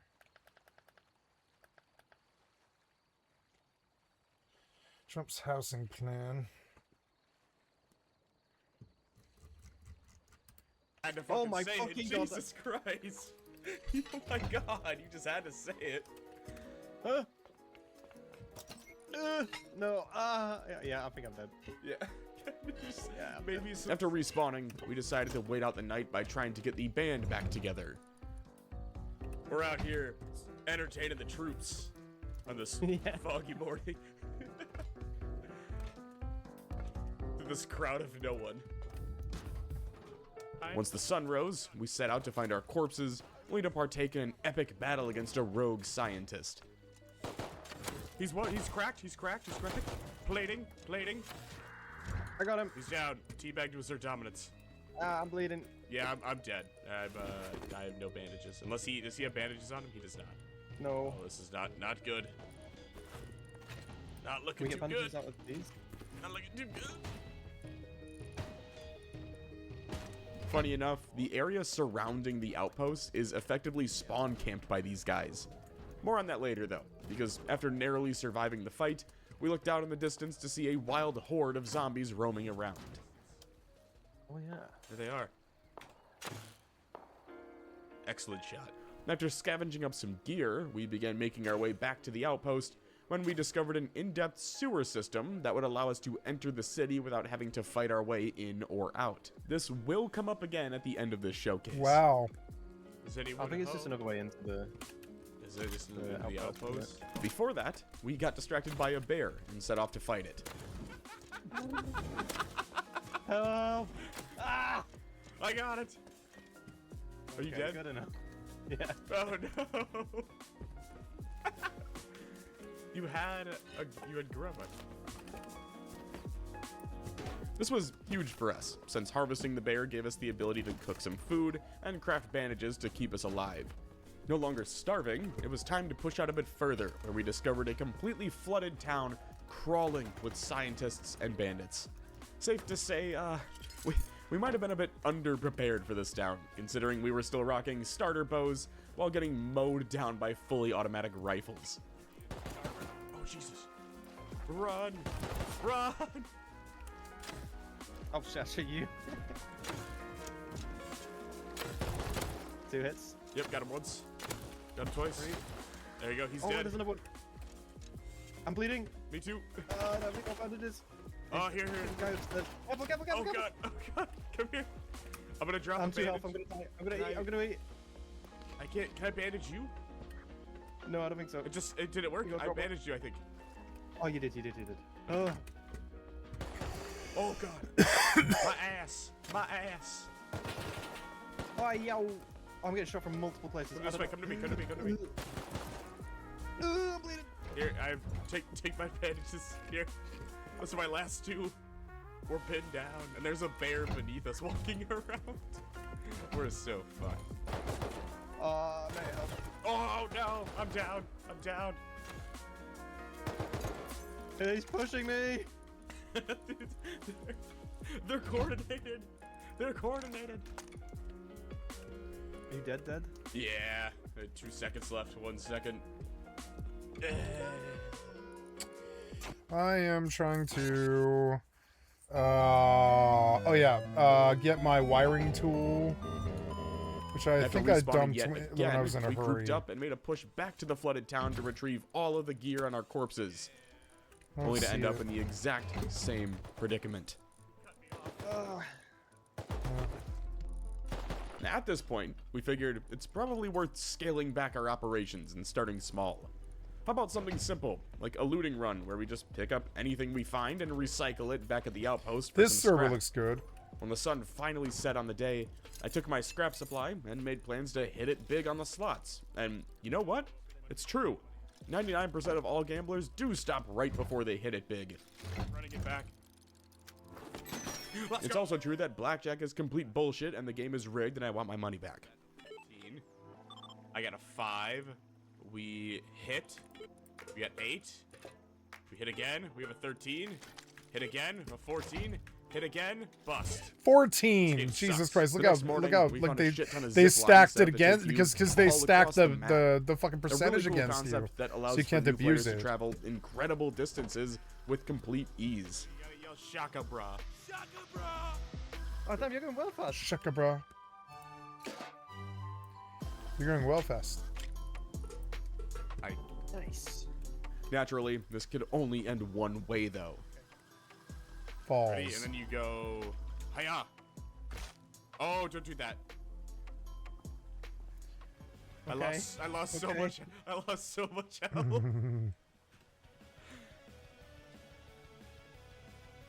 This is where the PvE community really stands out to me though. See, to this small group of players, we are the outsiders. We're the brand new players joining a long-standing server, and we have, for the most part, no idea what's going on. They could have ignored us, told us to fuck off, whatever. And in any PvP server, I guarantee you we would have either been targeted and attacked, or just completely ignored and laughed at. But here, multiple players stopped what they were doing and traveled, in some cases, halfway across the map in an attempt to help me get unstuck from this outpost. Hell, Doc Holliday flew over in his minicopter and damn near sacrificed it in an attempt to get me out. On the other side. Can you help my friend? He's stuck in the guard post. I don't know if you can get in.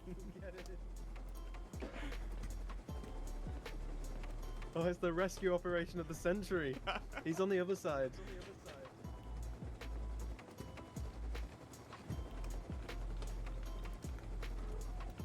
He's like in this side on the corner. This is amazing. And when I finally decided to death cycle and leave behind all my gear, including hundreds of scrap and metal needed to purchase weapons and ammo, other players, such as Atomic Divine, tried to give me his own gear set, quite literally off of his back, in an effort to help me recover from my losses. I just want to just take his stuff, though. I wanted to make an effort to point this out because while I only had about 60-ish hours logged in Rust before trying PvE servers, this was the first real encounter I've ever had with a Rust player willingly giving up gear to help a completely random player. Really? No, So, I had that on Atomic Divine, PvP servers if you're a somehow lot. scrolling through your feed and see this I've had that a video, lot. Thank you. You and Doc are legends, and I hope this video helps bring a few more people to check out the Last of Rust server and repay you for all of your generosity. And after spending a good 15 to 20 minutes ziplining around the map, Rick and I came across our first group of zombies. They're all wielding some form of melee weapon, whether that be pitchforks or knives or chainsaws, and they're faster than Keemstar, making them a real threat to deal with if they catch you out in the open. No, he's gonna kill me! There's another one! There's another one! I also run in silence, so whenever you think you're safe to loot a corpse... Help! We're bleeding! Okay, I got range on him, I got range.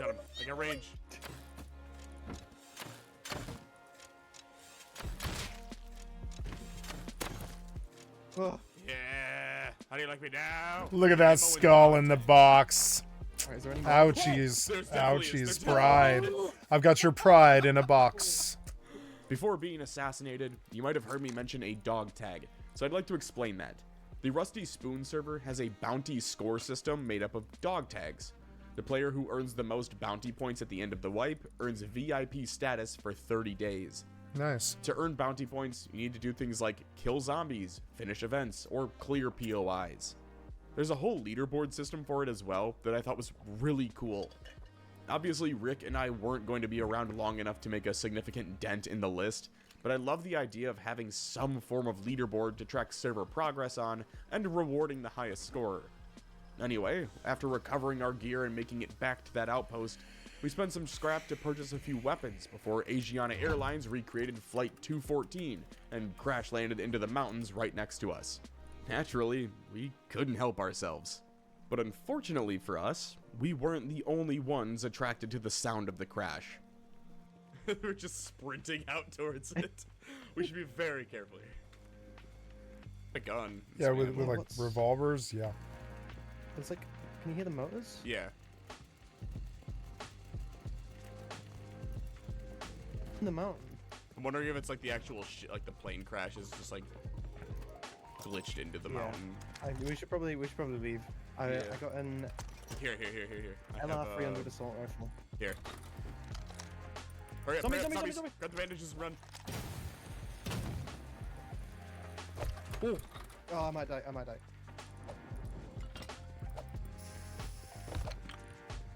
I'm just running in the dark. I can hear him swinging at me as I just Okay, fall good, down you- the hill. Are you okay? I'm running back to base right now. The outpost. I'm bleeding, but I think I'll be okay. Yeah, I put 2 shotguns into him, so he should be really close to death. I see you. Is he chasing me still? Yes. I can get him. Help. Oh, it chainsawed you! Fuck that. Equipped with pistols and semi-auto rifles, Rick and I set out to finally take on that flooded town that had kicked our asses so brutally just a few days ago. This was much more enjoyable now that we could finally, you know, shoot back. We're gonna push in. Yeah, I see him. This one looks good. I should go Oh to my this one, God, how is he S2. still alive? There's one more. There's I'm glad I two watched of this them. There's video. 2 of them. Oh, he killed me. Got him. Alright, I'll be Got an back. I'll be back. LR300 assault rifle. Stuck. I'm just gonna kill him with the bow. There we go. Oh, fuck? Where am I getting shot from? The side? Oh, he's gotta be under me. I hear him running through the water, so be careful. Oh yeah, same. Run into that building after you, Jesus. They're hard to hit when they're running. Oh, I'm almost dead, hold on. With the town mostly clear, I saw a bear in the distance and went out to hunt it down for some more food, only to walk directly into something far, far worse. I'm gonna keep hunting for the bear here.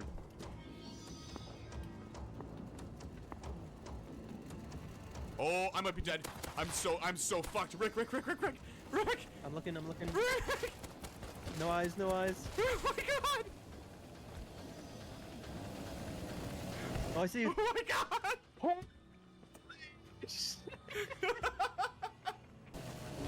Honestly, by this point, I was having an absolute blast.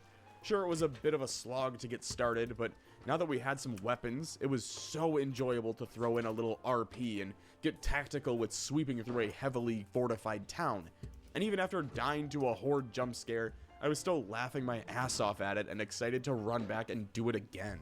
During the night, we'd pass our time by entering a world-class poker tournament. Oh, what does it go? Jack, King, Queen. Or is it Jack, Queen, King? Jack, Queen, King is the line that it would go in. All in.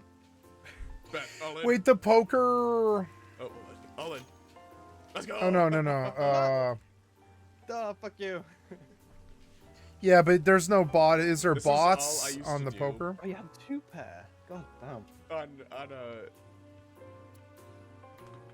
When I would play Red Dead Redemption on like the Xbox 360, this is all I... At this point though, we were kind of at the end of our run. There really wasn't much else to do with our scrap aside from hoarding blueprints, which wasn't really of interest to us, considering we weren't planning on playing an entire wipe here. So instead, we opted to pass the time by dumping all of our extra scrap into feeding our crippling gambling addictions. While there are raids for you to buy that open up on the map, the community told us we'd be wasting our time on them, so instead, with nothing left to lose, Rick and I set out in search of a final horde to fight. Did you see them like in the distance? Peace out, loser! Oh, they saw us. They all have pitchforks. That's a loud boys. Can we get down one more? Bunch of fucking mouth breathers is what they are. Jesus. Oh my god, can you hear them trying to hit me? Yeah. Rick! Rick! Wait, I'm healing. I'm coming. I'm looping him around, I'm coming. I need to reload. I'm low health. So am I. Where are you? Oh, I forgot. There's one more out thing of I've got to ammo. do. I'm safe. Alright, what ammo do you need? Oh my god, how did you survive that? I don't know. I need 5.56. I don't know. Careful, they do hit you through the floor. Okay.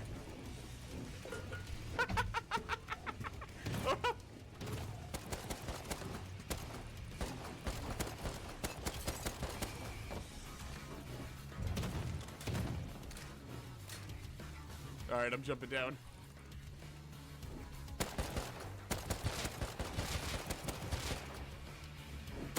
Oh, they're all after you. He is good. Hell yeah. Initially, we were planning on ending it here. But then we saw a military compound in the distance, and we just Call couldn't of help Duty ourselves. players. Alright, we're going over 2 zombies. Okay. Get ready. 3 zombies. Oh, they're Okay, firing these at guys you. are They're military. firing at you. Go. Okay, go on. Alright. I should come to this server, like right Moving in. now. Clearing. But I'm Ignite gonna the wire dead this, wire the space first. What does he say though? Check those corners.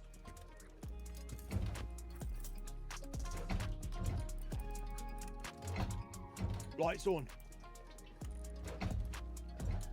Outside clear. Here one. Captain Soap McTavish and John Price even made guest appearances.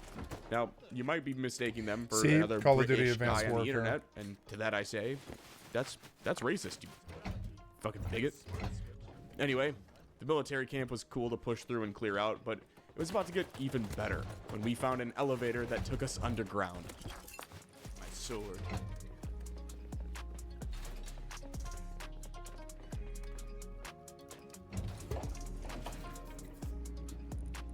Also, just be like a hard down here. Can you imagine? That'd be so cool. I am wiring up. Oh yeah, quite a few more.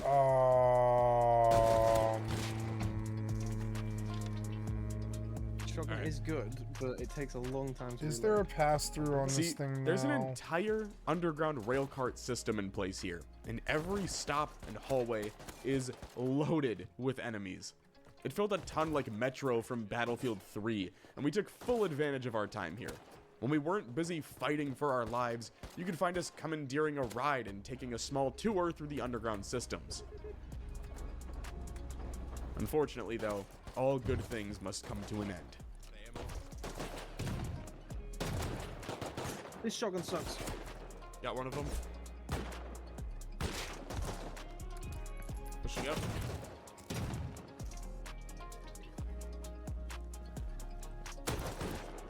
Got another. He's back there. I gotta chill for a second though, I'm almost dead. Oh shit, I'm dead. Oh, I'm down, not dead. Okay. 16 seconds. Okay, I can get you. Hold on. He's shooting me. He's shooting me. Where is he?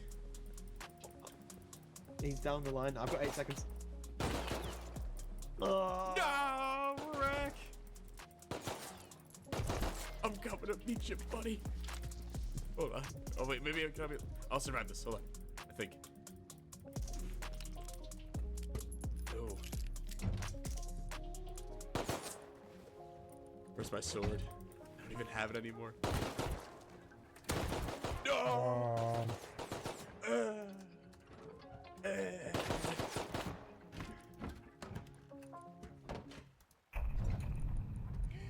Dawn to the last server, Rust Empires. Rust Empires is a heavily modded Star Wars themed PvE server, Star Wars fully themed. equipped with PvP zones to fight and raid in. You can join either Star the Wars. Empire or the Rebels, and each side has story-specific quests tied to your faction. It's a very unique server to explore and was one of the most recommended for me to check out. It was also the most heavily populated server we visited, with it averaging close to 200 concurrent players during our limited time on it. Obviously, Rick and I joined up with the Rebel faction and got to work accepting our first quest. That being said, the focus for the server isn't the main quest. There is so much to do here. From Rebel outposts, we took a portal to a giant portal hub. At said hub, you can go to bandit camps, both the Rebel and Empire outposts, take on some quests from NPCs, become a bounty hunter by talking to Boba Fett from Temu. They have a casino, land blocks for people who like to build, and even solo and group dungeon instances, which I thought was just the coolest fucking thing. Because there's Hell's your deal. dungeons and stuff. Rusty. Clean up the land, take on a raidable blade. The easy dungeon. Taking the Rebel portal brings you to a Bespin platform where you can eventually take a ride in an X-Wing for 100 scrap. Obviously, we didn't have that, so the next best thing was to look out at the view beneath us. But After taking it in, we fist bumped and aimed for the bushes, respawning back at the OG outpost. You just die. respawn at the outpost. Yeah, I mean, I'm pretty cold. Aim for the bushes. In for the bushes. It was at this point where we, completely at random, linked up with one of Rick's editors' family photos, who happened to be playing at the exact same time as us. So together, the three of us set out to complete our first quest. I'd say the only downside with some of these heavily modded servers is that they can be a little wonky at times. Please help me.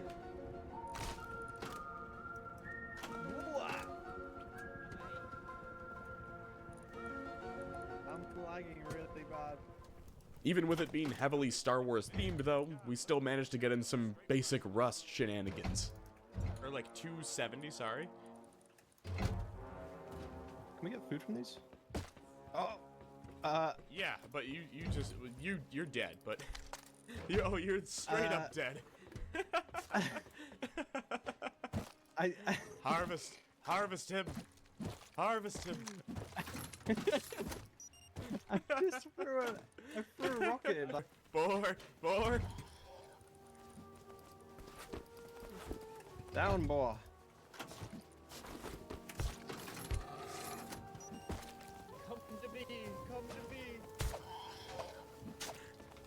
Olay! Olay! It's nearly dead. He's running, he's running, he's running. So like I said in the beginning of this video, the PvE player base is incredibly welcoming and supportive of new players. And nothing quite puts that on display as well as Soul Raver's base.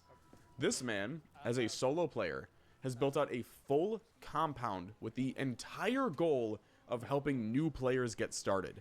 He has weapons out on display that are free for the taking, medical supplies and armor are available to take as needed, and he even has a small drop-off supply bin where you leave a note with any items that you want or need, and he will go out and get those for you for free. Just an incredible act of generosity, and one that I'd truly never seen before in a game like Rust. I'd imagine if this was on a PvP server, the base would have been leveled and griefed within 24 hours of it even being created. Doesn't feel But right. here, he's able to build out an The second one entire did, though, working S2. facility catered directly towards helping gear up new players. I love that. So shout out Soul Raver, a true class act and just an all-around great dude.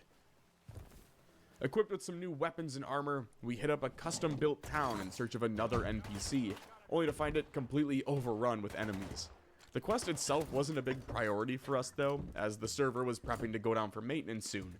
So after getting in some combat, we took the remaining time we had left to explore one of the server's biggest attractions, the player-built cities.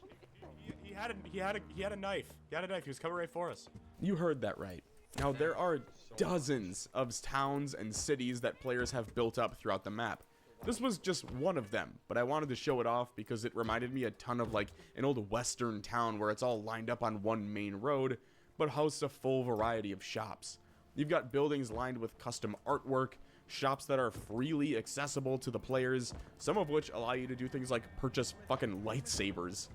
A ton of them have functioning speaker systems playing music that, as Rick pointed out, you'd likely find in one of my videos, which I thought was pretty funny, albeit accurate. I feel like this is music you'd use in your videos, Fred. I know. I was just thinking that. Oh, I see. I don't know. After spending years doing PZ cribs on my old Zomboid servers, stuff like this just utterly fascinates me. It's so cool to see all of these creative buildings, all with their own shops or intended purposes, created with the sole goal of helping other players enjoy a world that they're all working together to build and immerse themselves in. While my time on Rust Empires was limited compared to the previous two, I think this is the one that I'd likely find myself going back to in the future, if nothing more than to continue exploring additional cities like this.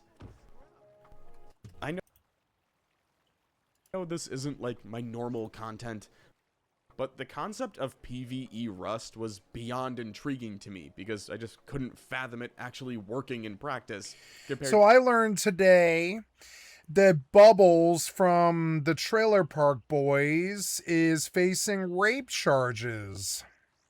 And this was gobsmackingly fucking bad news.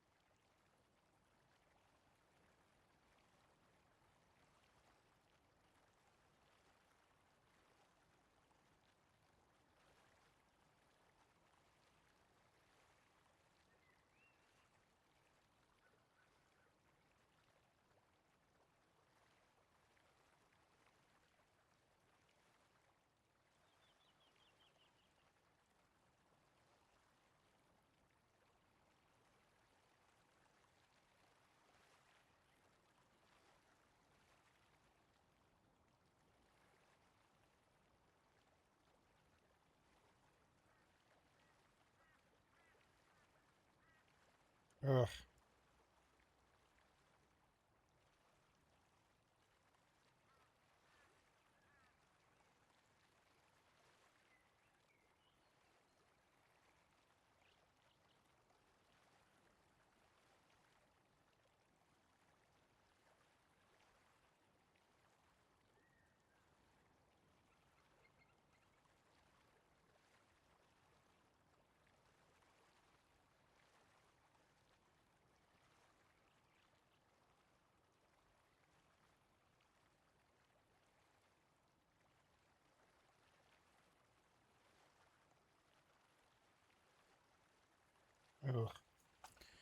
Just sending a of the text, game sorry. being entirely centered around PvP and general toxicity. But, having spent a few dozen hours exploring these servers, I can safely say that this was some of the most fun I'd ever had in Rust. It's definitely not for everyone, and I get that. But if you're like me, and enjoy Rust, but don't have the capacity to dedicate your life to defending your base from offline raids, or just the sheer amount of grinding required for PvP servers, I highly recommend checking out some of these PvE worlds. There's so much love and effort put into making these servers, and in all of our time exploring, we didn't meet a single negative person. Every encounter we had with any player on any server was filled with generous offerings of gear, free rides, advice, or any help that they could provide. And it wasn't due to the fact that we were YouTubers or that they knew our names or anything. Actually, I'd wager to guess that we were nobodies to these people. And that was what stuck with me the most. Even if we were complete strangers, literally every player we met along the way went out of their way to ensure that we felt welcomed and we were enjoying our time. And that's worth showcasing, in my eyes. So with that, thank you all so much for watching. Until next time, I You appreciate mean they're you all. pussies. Go call a loved one. And thanks for stopping by. I'm sorry, I'm so mean. I'm so mean. No, I like PvE servers, whatever. I like PvE servers, but like when I wake up and my base is there in the morning, I'm like, oh, something's really wrong. It's just not a real sandbox if I can't face loss, even if it is from players. It's sort of dumb. That's why I'm on this server. I wish my server was on that list. Basically is a PvE server. There's 2 people on, and one of them's a shithead. Then it's not me. Well, I mean, it is me. Anyways,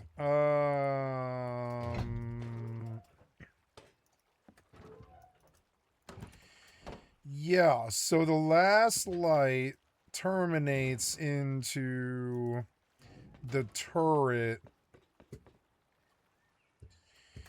in my TC, and I don't know where the last light is now. I know it's in the garage somewhere. It's probably that one over there by the car. But now the base is well lit. Ooh, we love that sound. What was it?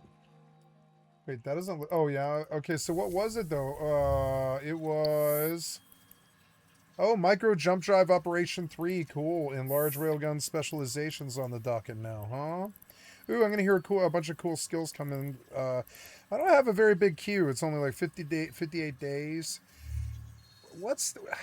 I don't know. We should look into the best solo ship in EVE.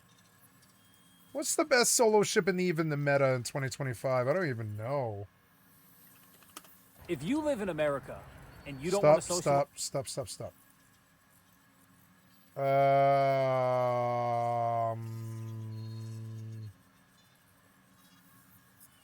That might be a good video. I want you to queue that up. I don't have time, really. That might be really good. I am looking for... Oh, God, what was I looking for? Oh, that sound. I hate that sound. I am looking for the best thing in EVE. Oh, yeah, I'm here to fuck around in Jita. I'm not even doing anything today. I haven't sat around. I used to just sit in the fucking station. When I was an alpha character, I was like, who cares if I sit in a station, right? What do I do? I mean, what does it matter? Rank 2 Pyro. Rank 2 Pyro. T2 Pyro. T1 Pyro. T1 Pyro. A lot of Pyros in a row. For some reason. Pyro 1.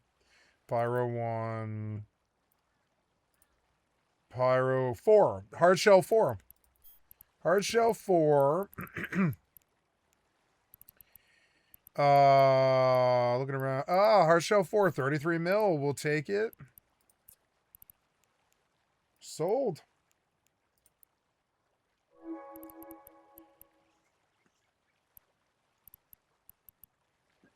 Wait, no. Did I just no, hold on, go back. No, oh yeah. My market orders. What did I just do? I set that thing wrong. I want you to cancel this order, yeah.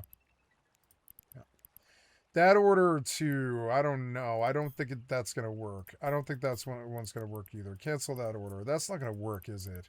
No. But I mean, I like pulling in materials because the industry doesn't seem like it bothers me that much. It would be nice to be self-sufficient and just make every ship perfectly. Like if I want to make perfect Tristans with all the parts, how do I make... I want a BPO for... You know what I spent a lot of money on is drone damage amplifiers. So can I get drone damage amplifier 2? What's the blueprint for that? The industry blueprint. It's drone damage amplifier Bluetooth blueprint. Show info. Find and contracts. How much is that? Oh, not too. 15 ISK.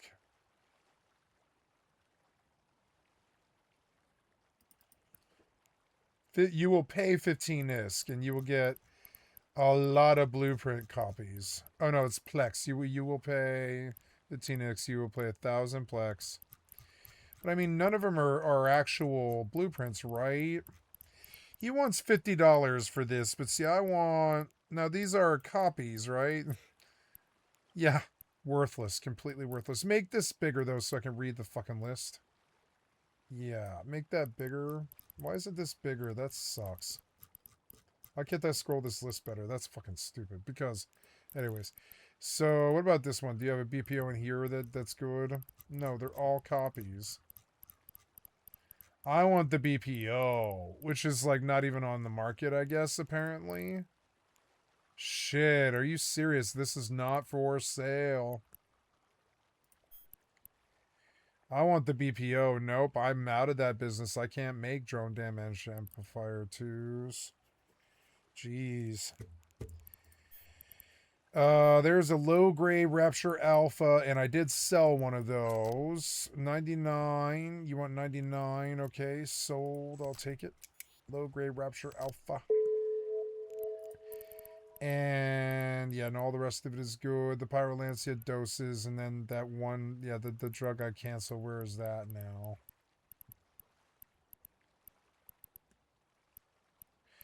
Where is this hard shell? It's not here. Did you cancel? No.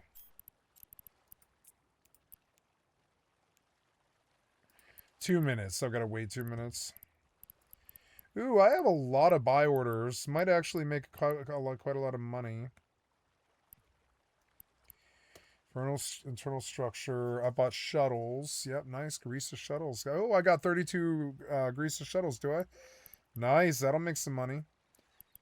Yep, and all my agency support drops. I got a few of those, but those aren't really... those aren't going. It's fucking annoying. But it locks up money that'll be nice when it comes back. Anyways, the last light in here, I think, is this one. Yep. So we'll go back, but we're going to go a little bit more direct route right to the turret.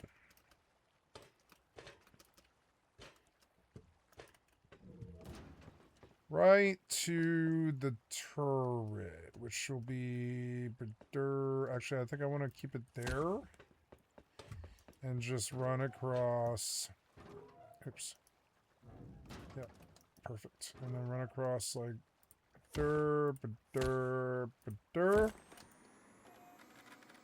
and boom. Fuck you, deal with the turret, bitch.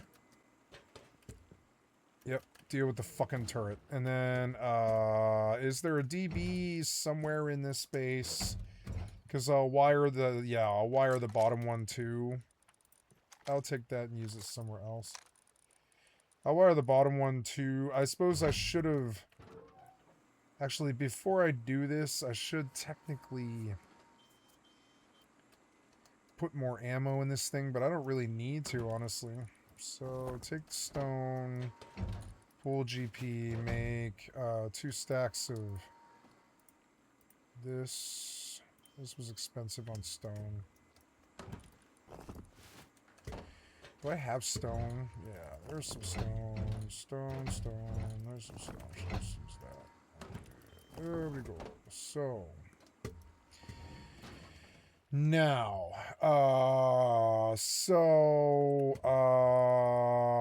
Shotgun and rounds and a battery that's going to a solar panel. Gotta run the solar panel to the battery, and this place is fucking wired, bitch. Fucking wired. I don't want to run all kinds of lights down in here because I want to put it on a whole separate wind turbine and run like colored lights throughout the whole base to make each room different colors as I run through it. It'll be fucking dope. I love my little castle and my fucking hardcore server. If I get the server alone, I'll go zombie hunting. I'm going to the roof to wire a solar panel to a small battery, which would be like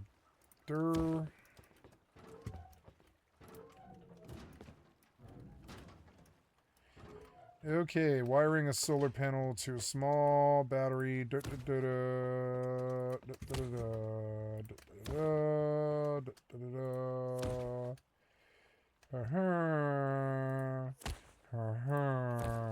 Oh no, I don't want this yet, because I forgot to put the shotgun in the turret. Maybe I should put more rounds in it. No, I think this is probably good, frankly. I doubt they can fuck with a DB in these tight spaces. They'll get wasted. You know. Plus, it's cheap. It didn't cost much to do this at all. You know, it cost me like a day's income, or not day's income, but a day's worth of scrap. And it's there until somebody fucks with them. Shotgun rounds. Yups, have fun with this. You'll have to run it out. It'll be tricky with all the angles and everything. Nobody's raiding this without dealing with the shotgun turret first. You know, that's okay. This also prevents against the door gank if somebody's waiting here and they run the door gank. This gives me time. The turret will give me time to come and shut the door. And it might wreck my car, but so wood. I should have left my like a repair kit in this car. Oh, I have a car part thing.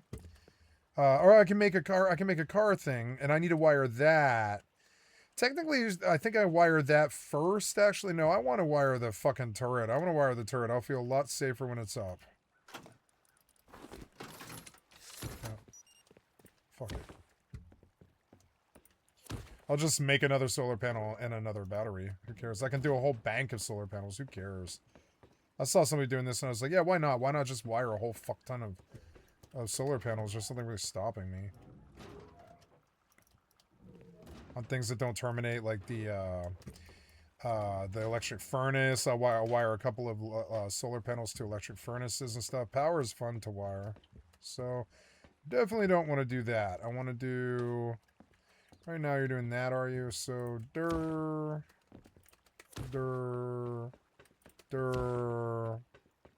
and then down, power output.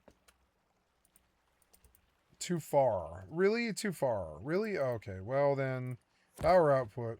Oh no, now that, I don't know, is that shitty? No, it doesn't matter. I don't really know, it doesn't bother me, it's fine. No, I want to do it better.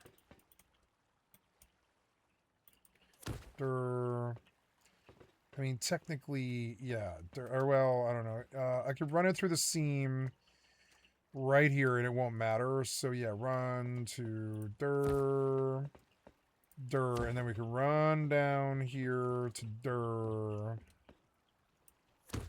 down over there.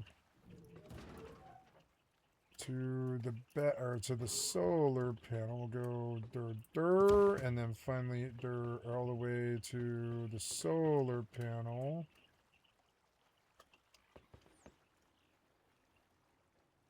Oh, I'm sorry. I'm running a second Terminator to the turret. Oh yeah.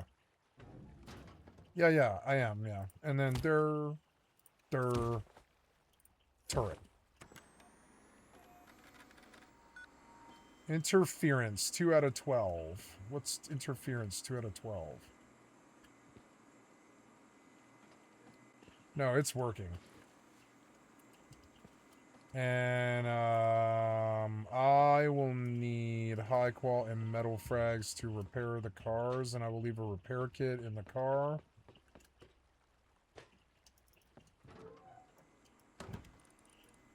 Yep, we'll leave a repair kit for the car. How's that look? Yeah, that's a little rich, actually. We'll do and I'll look for more metal frags around here, because I use some. Ooh, it's raining hard. Metal frags, I'm looking around. Metal frags, I'm looking around. Metal frags, metal frags, metal frags. Metal frags, metal frags, metal frags, oh wait, I got two.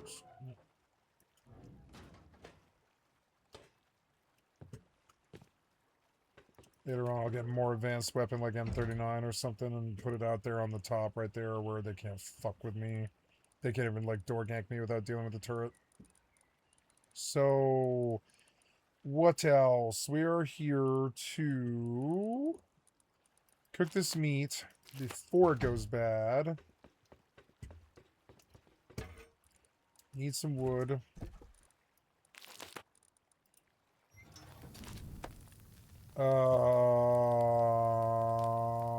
Then I also need a hammer and metal frags, which I'm fairly sure I left some metal frags in here somewhere. There we go. Metal frags.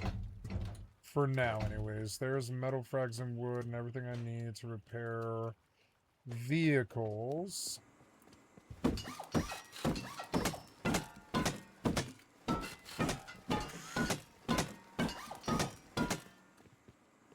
I love the turret. It makes me feel much, much safer. All my vehicles are fixed. I'll leave a repair kit in the car in case I want to go somewhere.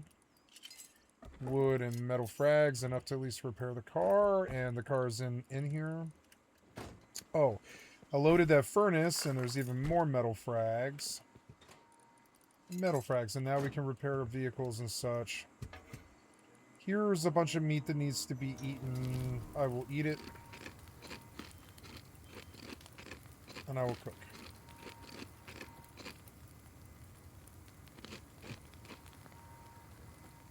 Very good.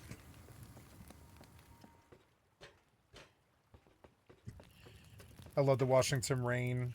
It's good for your soul.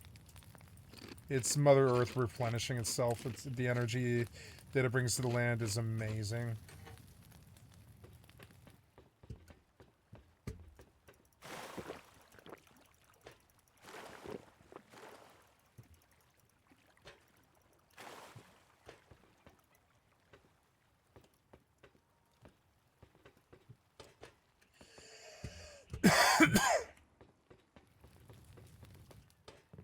I want to make another wind turbine. I don't know if I have the sheet metal.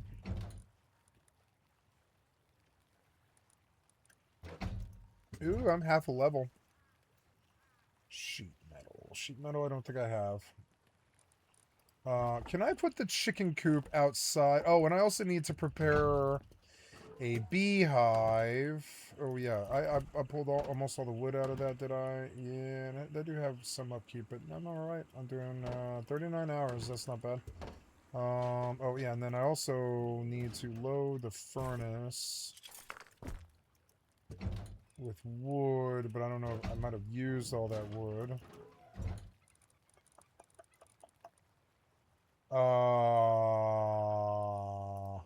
Let's take that. Oh, there's, what I need. Nice. There's what I need. Let's do another whole wiring strip. Also, I want those, tech trash, and I will make a couple of more solar panels and stuff with the high qual. Give me solar panels, as many as you can make. Solar. 1, 2, 3. Yep. And we'll make as many solar panels as we can and slap them down so I can just endlessly use them if I need to. And I will wire that electric furnace so that I don't have to keep yeah, I don't want to keep this furnace here anymore. I'm going to pull it. We don't need stone furnaces anymore now that I have power, so I'm just going to pull them because they're inefficient. I'll recycle them for the mats to pay for my base. Yeah, we don't need you anymore. We need another metal furnace down there. I can just load as I come in the door. That would be much, much better. Or even a couple, yeah, like, or, I don't know, can you terminate like that? Can you run? See, there's the power win, but I don't see, like, I don't know, I need to look at furnaces. Electric furnace guide.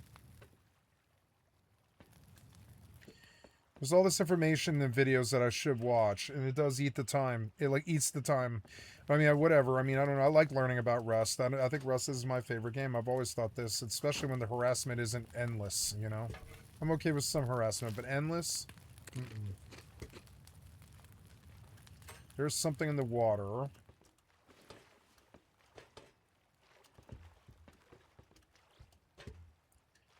Something on procs? Nope.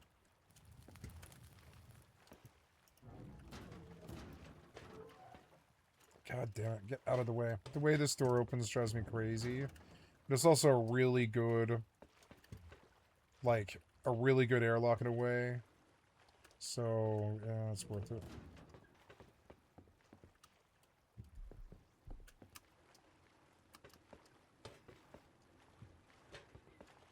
It's a bear. No, yeah, it's a bear.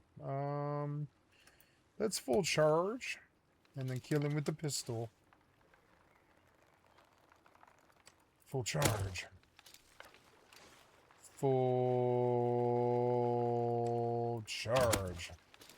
Pistol, pistol, pistol, pistol, pistol, pistol, pistol, pistol, pistol. Did I kill him? No. And I don't have ammo. Oh no, he's running full tilt now. Fire. I missed him.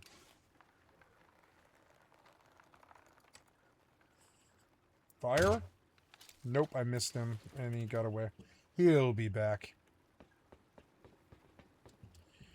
So, if I had gears, I could make another wind turbine. And I'll slap down another wind turbine just so we have, like, another battery charging. And I can run another whole string of lights for the pool. And another turret. But I won't use the turret yet. I don't have it. I don't have that turret yet. So... But, and then I'm gonna run, yeah, I'm gonna run furnaces and chicken coops and, what else?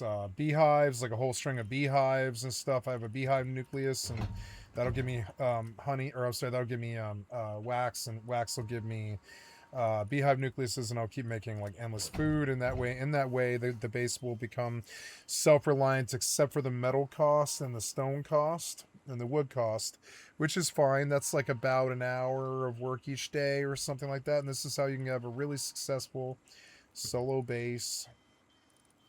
What am I doing? I am making beehives with wood, which I seem to be out of, which doesn't make sense to me. How am I out of wood already? Like, did I make things? I don't know. I guess I must have. Where is all that wood? I chopped so much wood. Where is all of it? That should be in the electric furnace. Yeah, we're going to spin like 2 electric furnaces here. But I'll wire one right now. Yeah, I have 3 solar panels. I'm going to go slap those down. The likelihood of anybody fucking with me is way, way, way less now. I will put a triangle right here. Or no, well, I'll put a square right here. And a triangle out. And I'll put a turret right the fuck out in the middle of this space that's protecting all the doors. And it'll be a double barrel. It's a joke, but it's a double barrel meant to stop door camps. And I'll feel free to just walk out this door. If they want to stream snipe, harass me, that's fine. But I mean, all they're going to get is a compound bow, maybe a revolver at the best.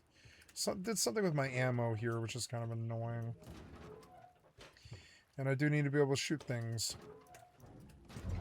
What did I do with my ammos? What did I do with my ammos? I don't want to make ammos, it's expensive.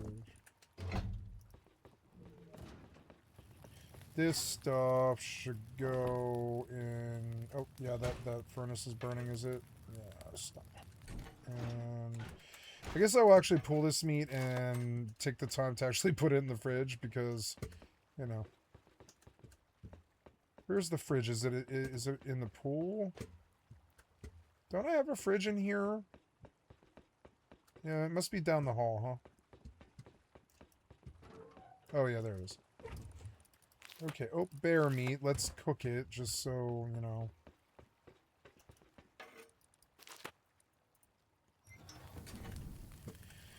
These furnaces will recycle. Let's sort this box. Oh, yeah, did they add, like, something? Yeah, they added, like, sort. That's what I've been seeing, huh? That's, like, new. You couldn't do this before, but you can now. You can sort the box, like always. Yeah, look at that. Give me that stuff. I want to load the furnace. Yeah, furnace. Nice. Then I want to place 3 solar panels down before the sun sets so I don't have to do that in the dark.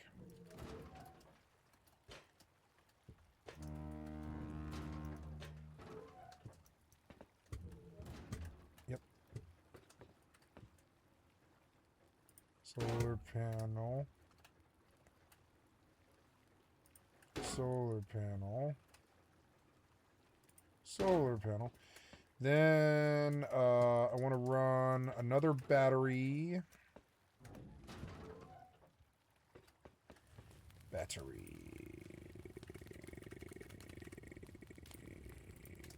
To the battery bank.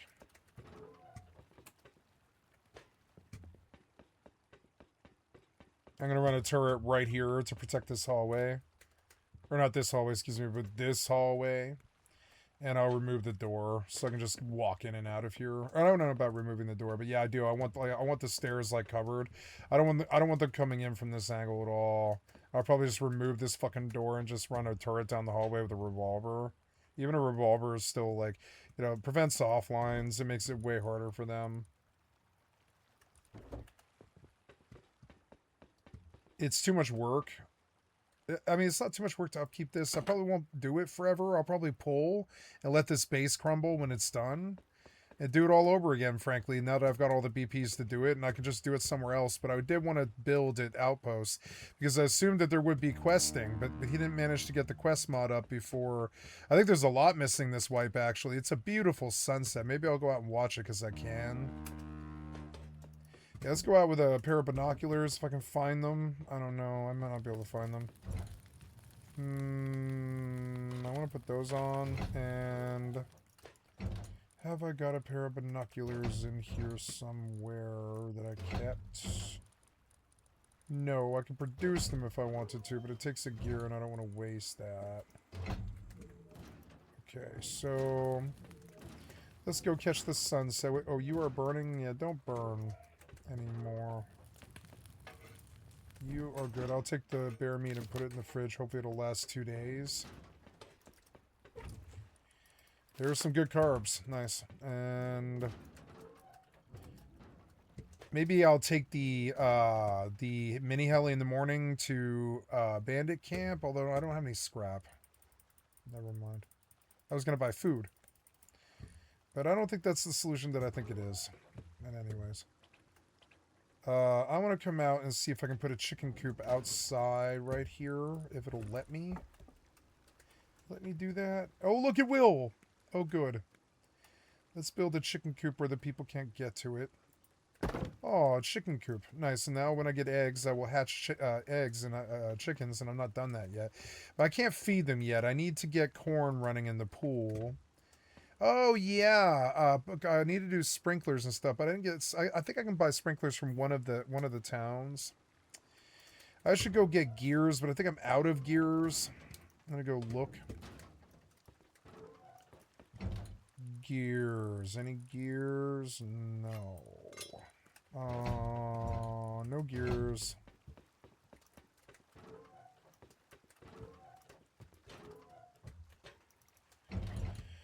Where are the gears? There's one gear. I might have used all of them on wind turbines, which is unfortunate. I do not have gears. I would have to buy them or find them. Oh, no, yes, I do. Yes, I do. There we go. There's some gears. So we have 9 gears. That's good. And now with some high qual. Oh, I have some high qual. I will make... what am I making? Ooh, I can make pattern boomers. I have a lot of that. I can make a lot of that stuff. So, yeah, it's 9:05. I could make a couple of pattern boomers. 2, 3, 4, 5. You got a torch in here somewhere in one of these boxes. Yes, you do. Make five pattern boomers, and I will blow out some heart signs to the other person on the server. You could put more, what are they called? Solar panels down, and I will. And I want to produce a wind turbine. I need wood, which I don't really have. I'm like out of wood now. Which doesn't seem right. But I did stuff. I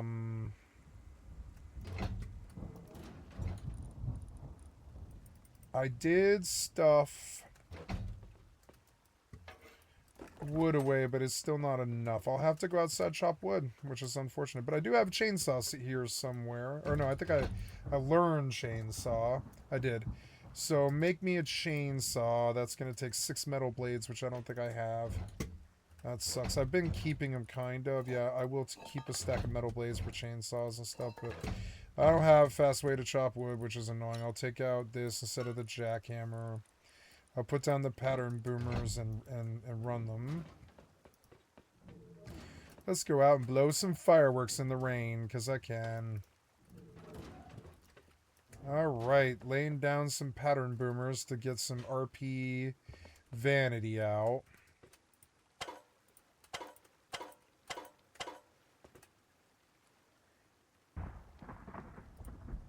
No. Cancel. No. Oh. Damn it. No, it takes time to do this.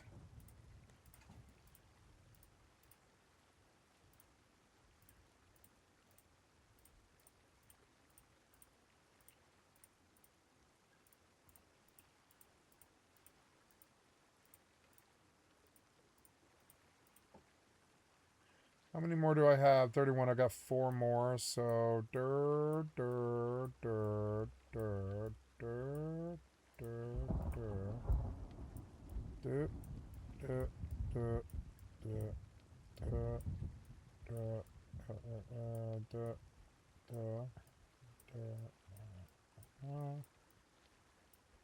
du, du, du,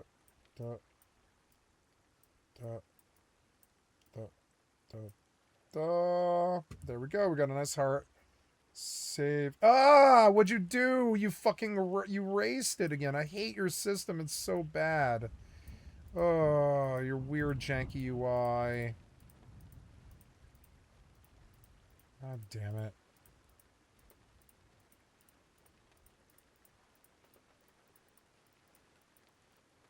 It's a crappy heart, but I don't care.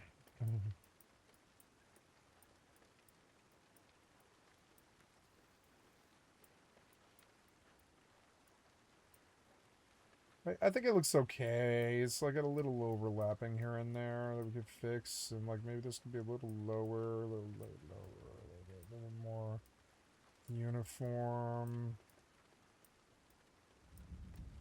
Yeah. Yeah, you know. Now, save as heart.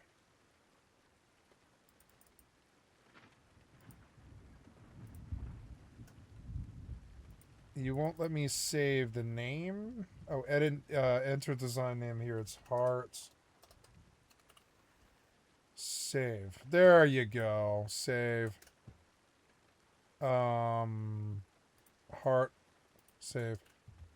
Heart. Save. 2. Blue. Torch It's 2 a.m. Let's fire off.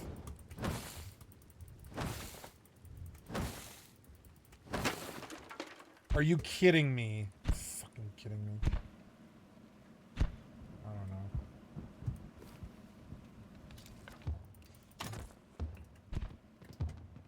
Fuck. Oh well, 4's enough. Isn't that cool? There's my heart. So cool.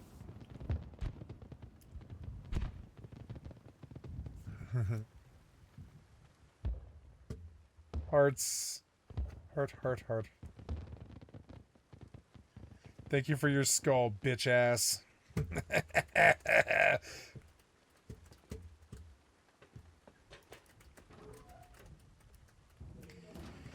Alright, now, yeah, we can make a wind turbine if I had wood, and I don't, so we're gonna go dump all this and come back to it in a minute. Oh, I can go put the solar panels down, that's something I can do, and we'll just run this all over here, except for that. No, I didn't even that. And I'll put the solar panels down, though. Oh no, I don't have ammo, and that's actually like a problem. I actually kind of do need it. I'll also take some cloth with me if I'm doing anything at all. Maybe not that much though. And then looking for bullets. I don't want to take a revolver out, frankly, actually. Oh, there's wood. Never mind. There's the wood that I need. I don't have to go out. So then, go ahead. Give me gears and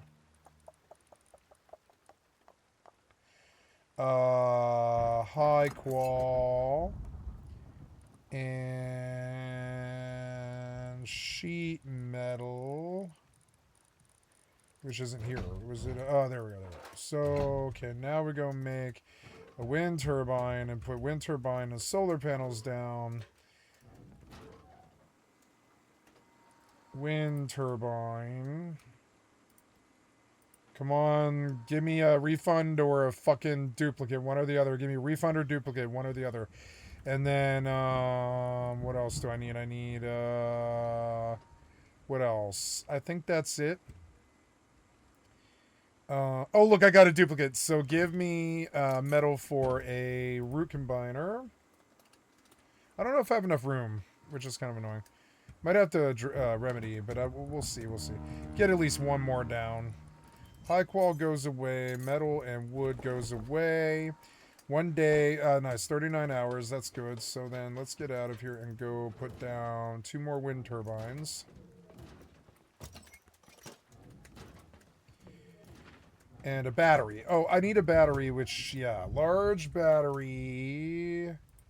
We'll take 2 tech trash and high qual metal, which I don't know if I have any tech trash left. I think I made it into solar panels. And yeah, I will not be able to wire the battery just yet, but I can put down the wind turbines. And the solar panels.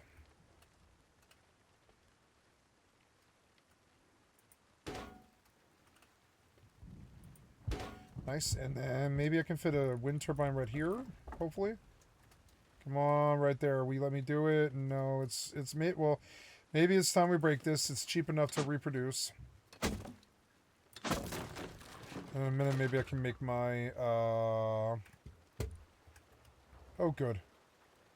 Very good. Put down a wind turbine. Oh, good. We can put 4 wind turbines, and I really will wire this place for power. Now, wind turbine. Ooh, I can use the chicken coop to jump on the roof, which is awesome. I would really like you to let me put this here, but you won't let me, huh? Cannot build in this area. What about there? Nope, cannot build in this area. Oh, there we go. Nice. Okay, we got all the wind turbines we can need.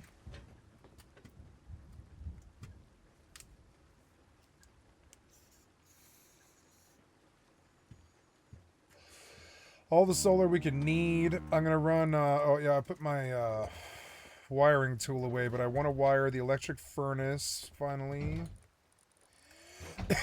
Yep.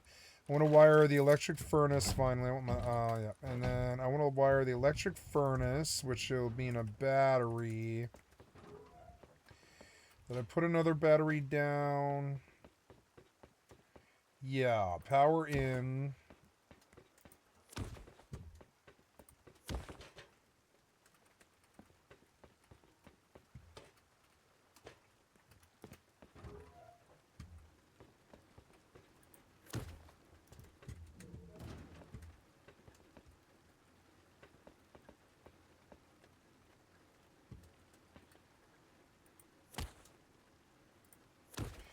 Okay.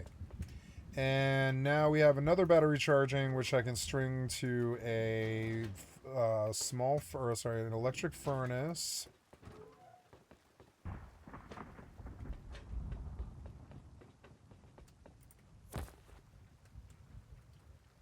Yeah, where's the electric furnace? It's like right there. So and we'll go running all the way in there. Now, and then power in. There we go, to cook my shit. Nice. And then, yeah, the gears are gonna stack until I need them for garage doors. The large planter goes down. Do I have any more of those? Yes, I do.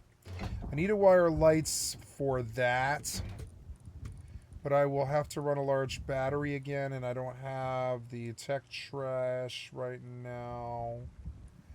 Oh, this root combiner will go down, however, right next to the other root combiner, which I put right there. Yeah, I'm going to run another root combiner right here. Blocked by metal shop front. Okay, well, what about that? Yeah. And then we can, yep, and then I'll wire from the wind turbo. Well, no, I don't have a battery. How's this looking? We have active usage max. Oh, no, I'm only at 50, huh? Oh, I could just wire more lights. Fuck it. I thought it was worse than that. Or no, I terminated at the turret. But I could wire more. No, I guess I did wire to the turret. No, I don't want to mess with anything. I think we're okay. So, yeah. So I will put battery, the small battery. It takes 5 high qual. Okay. If I wire solar, sorry, if I wire a large battery to a small, or sorry, yeah, small battery. How much does a small battery have? I can't remember. It's 10 power, 15 power. Power gen is 15, which will be enough to run the lights that I want to do. In the pool. Yeah, that'll run 7 lights, which is enough to do at least these large planters right now. And with the jerry can, I can begin plant production, and I will. It would be better to wire all of this place for power, but I will require another large battery to do that. That will take tech trash. I could go buy a large battery, I suppose, from the outpost. Let's go see what the price of a large battery is at the outpost. And on the way, I will look for stuff that'll give me tech trash, cloth. Yeah. And then, yep, and we got this producing, which is good. Everything's coming up Skycat. We're like actually really like done with this base. I don't think there's anything else to do besides some minor power stuff in the pool to run gardening stuff, which, you know, it's cool. The day's kind of winding to an end here, but I did get done on my, what is this, the second day or something? I got done with this base, you know. There's a few more things I could do, like put a turret right there where that pattern boomer is. And like, you know, a few more things like tomorrow that I can do to just perfect the place. But overall, it's all sort of a learning process now. There's other stuff that I need to learn to do, like wiring correctly, growing bees. Oh yeah, the bees. So the next thing is building a beehive, which will take sheet metal. Sheet metal? Are you fucking serious? Sheet metal's expensive, so yeah, beehives are a thing. Oh, my bullets. Hey, my bullets. I'm gonna go out with my suppressed pistol then if I found my bullets. Yay. This is the preferred way to go.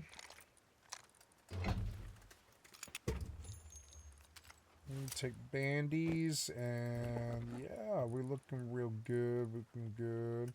I'm gonna get some water. You know, I could start carrying a Boda bag because it's like free basically, and in that way, I always have water on me. That is a viable thing I could do because I have an endless source of water. I can just take it out. You know. Oh, I'm out of fuel in my helmet. I burned it out, I guess. Looking around for fuel. There's some fuel at least. There's some fuel. Cloth and a wiring tool that I'm going to put in my TC. I want to shed that for a hammer. Yeah. And we're looking real good on survivable stuff. Now, what would be the most efficient thing to do? I want to get my hands on a battery. If I wanted a battery, I would just run the road to. It's 10 in the morning. It's a good time to do it. Run the road to mining outpost. Or Skill training. Well, shit. Maybe actually, I think we'll go run to the outpost.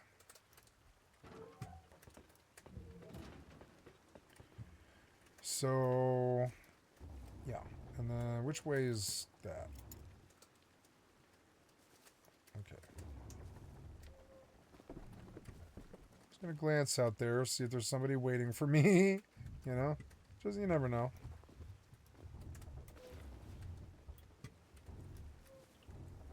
I love that I can repair my suppressor because it really improves my experience quite a lot. So, we're going out. I should bring a fuse. Oh, yeah. I should bring a fuse because it's green card, huh? But I don't know. I don't need anything out of there anymore. So...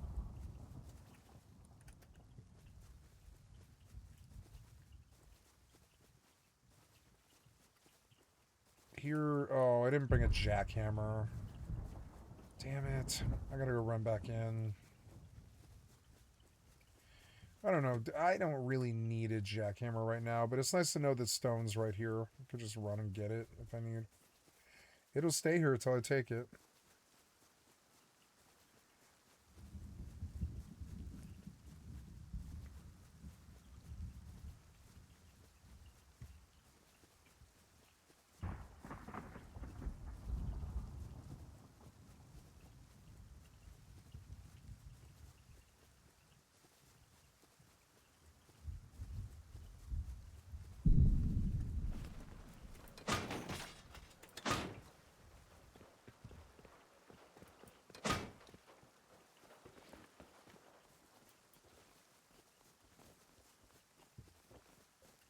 Some kind of zombie fight.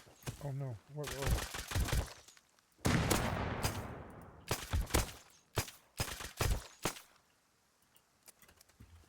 He's gonna bleed me out. No, I gotta get cover. No, don't bleed me out.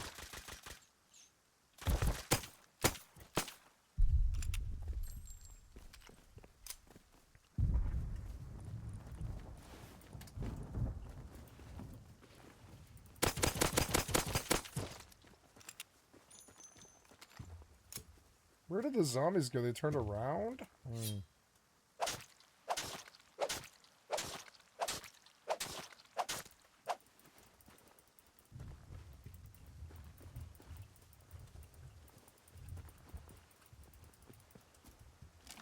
Want another water container.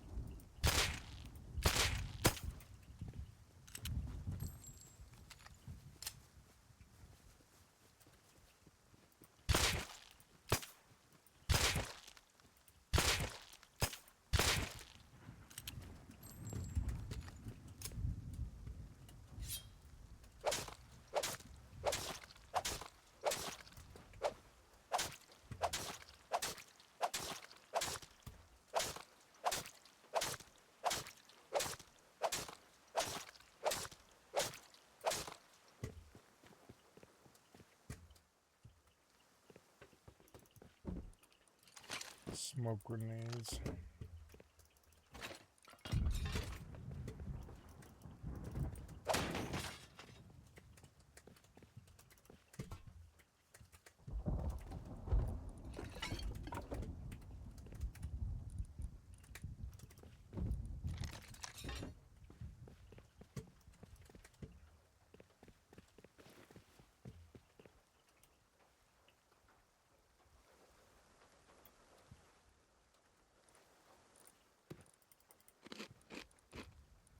Should have brought the Boda bag like I was talking about.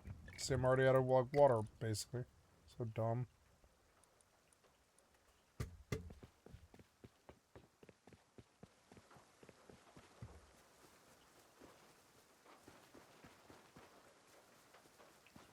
Wow.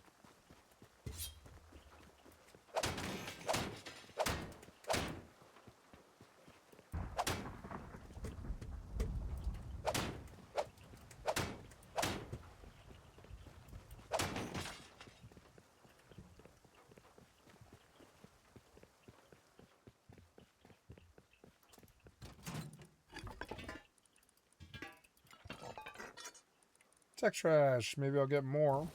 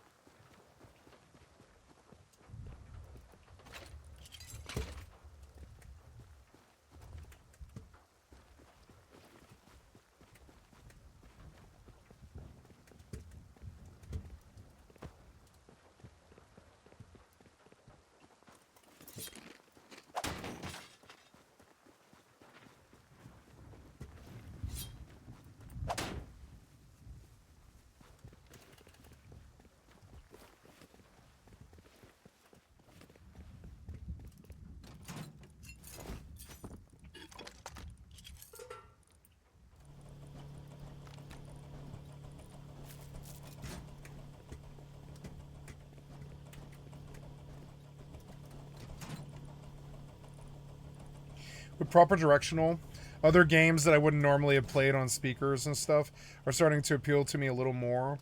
Like maybe Duckside. I might give Duckside another spin. Duckside is a good game. I wouldn't have bought it if I didn't think it was. It's just Rust with flight, like flight built in. And that's actually cool. I mean, that is cool. Hi, kitty. Hi, how are you? You just came to see me, huh? Hey. Hi, kitty. I love you. You want to cuddle? Yeah, I'm always here for you. I'm your little cuddle buddy.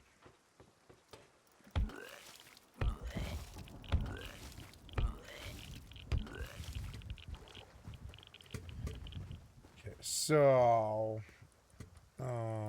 get rid of that and run some band-aids.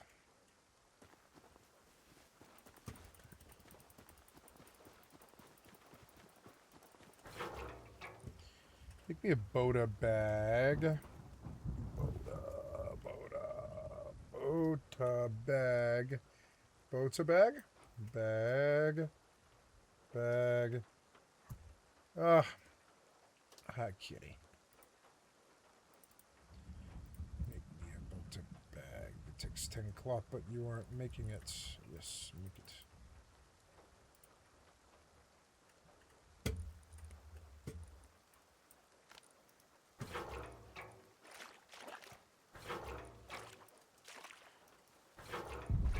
Look at me pull water out of the wild.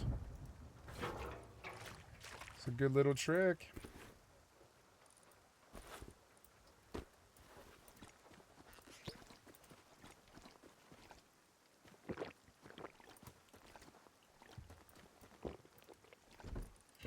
Ooh, generator. I don't think I have that BP.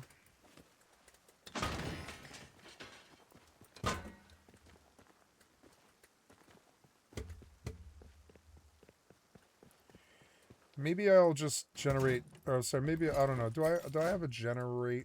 No, I will train it.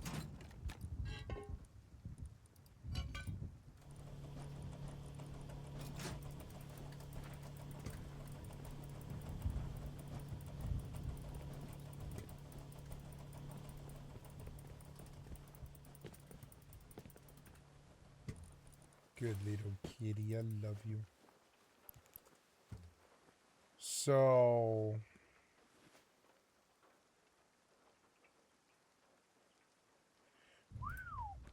Dune Awakening launched to fanfare and impressive success, reaching nearly 200,000 players at launch peak. Things looked to be on the up and up, but now they're gone. Only 12,000 remain, a 93% drop from launch. What went wrong, and can Dune Awakening recover from such a massive player exodus? Let's cut through the noise and see what the future of Arrakis may look like. 12,000 players. Let's delve into that number a little bit more. 189,000 down to 12,000 is an eye-watering plummet, but it's important to firstly be realistic. Could Dune Awakening have actually maintained 189k? Could it have maintained 150 or even 100k? Probably not. What we're looking at with that all-time number is the launch surge, where players flood in en masse before being pulled away by any number of countless factors, both internal and external. It's incredibly rare for even a popular game to maintain its launch surge, so seeing a big drop here isn't necessarily unexpected. 93% though seems pretty bad, right? Well, let's compare. At the time of recording, Dune Awakening has been out for almost 5 months, and here's a table showing the player counts for games in the same or similar niches from their launch peak to 5 months post-launch. From these examples, and across other examples from different genres, we can see similar dips. That doesn't mean there's nothing wrong or that there's nothing to worry about, but Dune's drop from launch does seem to fit within a common range of post-launch player loss. This is further supported by the 2018 Straat and Verhagen study exploring video game design and player retention, which found a steep drop-off in AAA game releases, with an 80% drop in the first week, and among the top performing games, fewer than 10% of the studied players remained by week 5. Though it does fit within what is probably considered as normal in the industry, again that doesn't mean there's nothing wrong with Dune Awakening. Player drop-off happens for countless reasons, but let's see why it might be happening for Dune. When it comes to the core reasons why players are leaving or have already left Dune, it can probably be separated into 4 categories: pre-endgame, post-endgame, external, and stability. Pre-endgame can be any number of factors about the journey before reaching the endgame. For some, the game may have been too grindy, too samey, a little too difficult, a little too easy, or just not what they expected. The whole segment of the game up until the endgame itself seems to have been generally well received, but there will be people that just didn't enjoy one or more aspects and decided to spend their time on something else. Post-endgame is after the player has reached the endgame and where some of the most important factors are found. In this case, we're mostly looking at failures in the endgame that basically saw PvE progression tumble off a cliff, the dissatisfaction surrounding the Landsrad and its implementation, and also the many complaints of PvP gameplay not living up to expectations. The lack of a compelling endgame loop for PvP and PvE players is one of the biggest factors that saw players leave, players who, importantly, seem to have enjoyed almost everything that came before. These issues are, in my mind, the most pertinent now, but importantly, they're fixable. External will be the personal and external factors that drive people away from the game. This can be a multitude of things, other games releasing, time commitments, work, family, and importantly, people just not liking the style of the game. Joel did say in one of the pre-launch communications that some people won't know if they like the game until they've played it, and that is one of the many reasons people may have left early on. And if they don't like it, there's nothing wrong with that. Time is also one of the big factors. That was the problem with Lost Oasis. I didn't like that setting either. It's no small feat. I don't like deserts. In a single afternoon, and that can also turn some people away. It was the entire There's also game. the spectre of having to maintain your base with they do that so taxes, they don't power, have and so to on. It's a somewhat necessary do as evil, much but it will graphics. really impede some players from wanting to stick with a game that has those demands.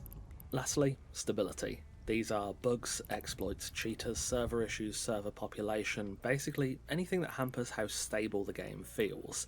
They're all quite self-explanatory. Many people have a low tolerance for bugs and issues like this and will simply stop playing if they get in the way too much. Yep. Compound that with other factors like time constraints to get certain resources, and if some players lose resources or gear to bugs or exploits, they'll just up and leave.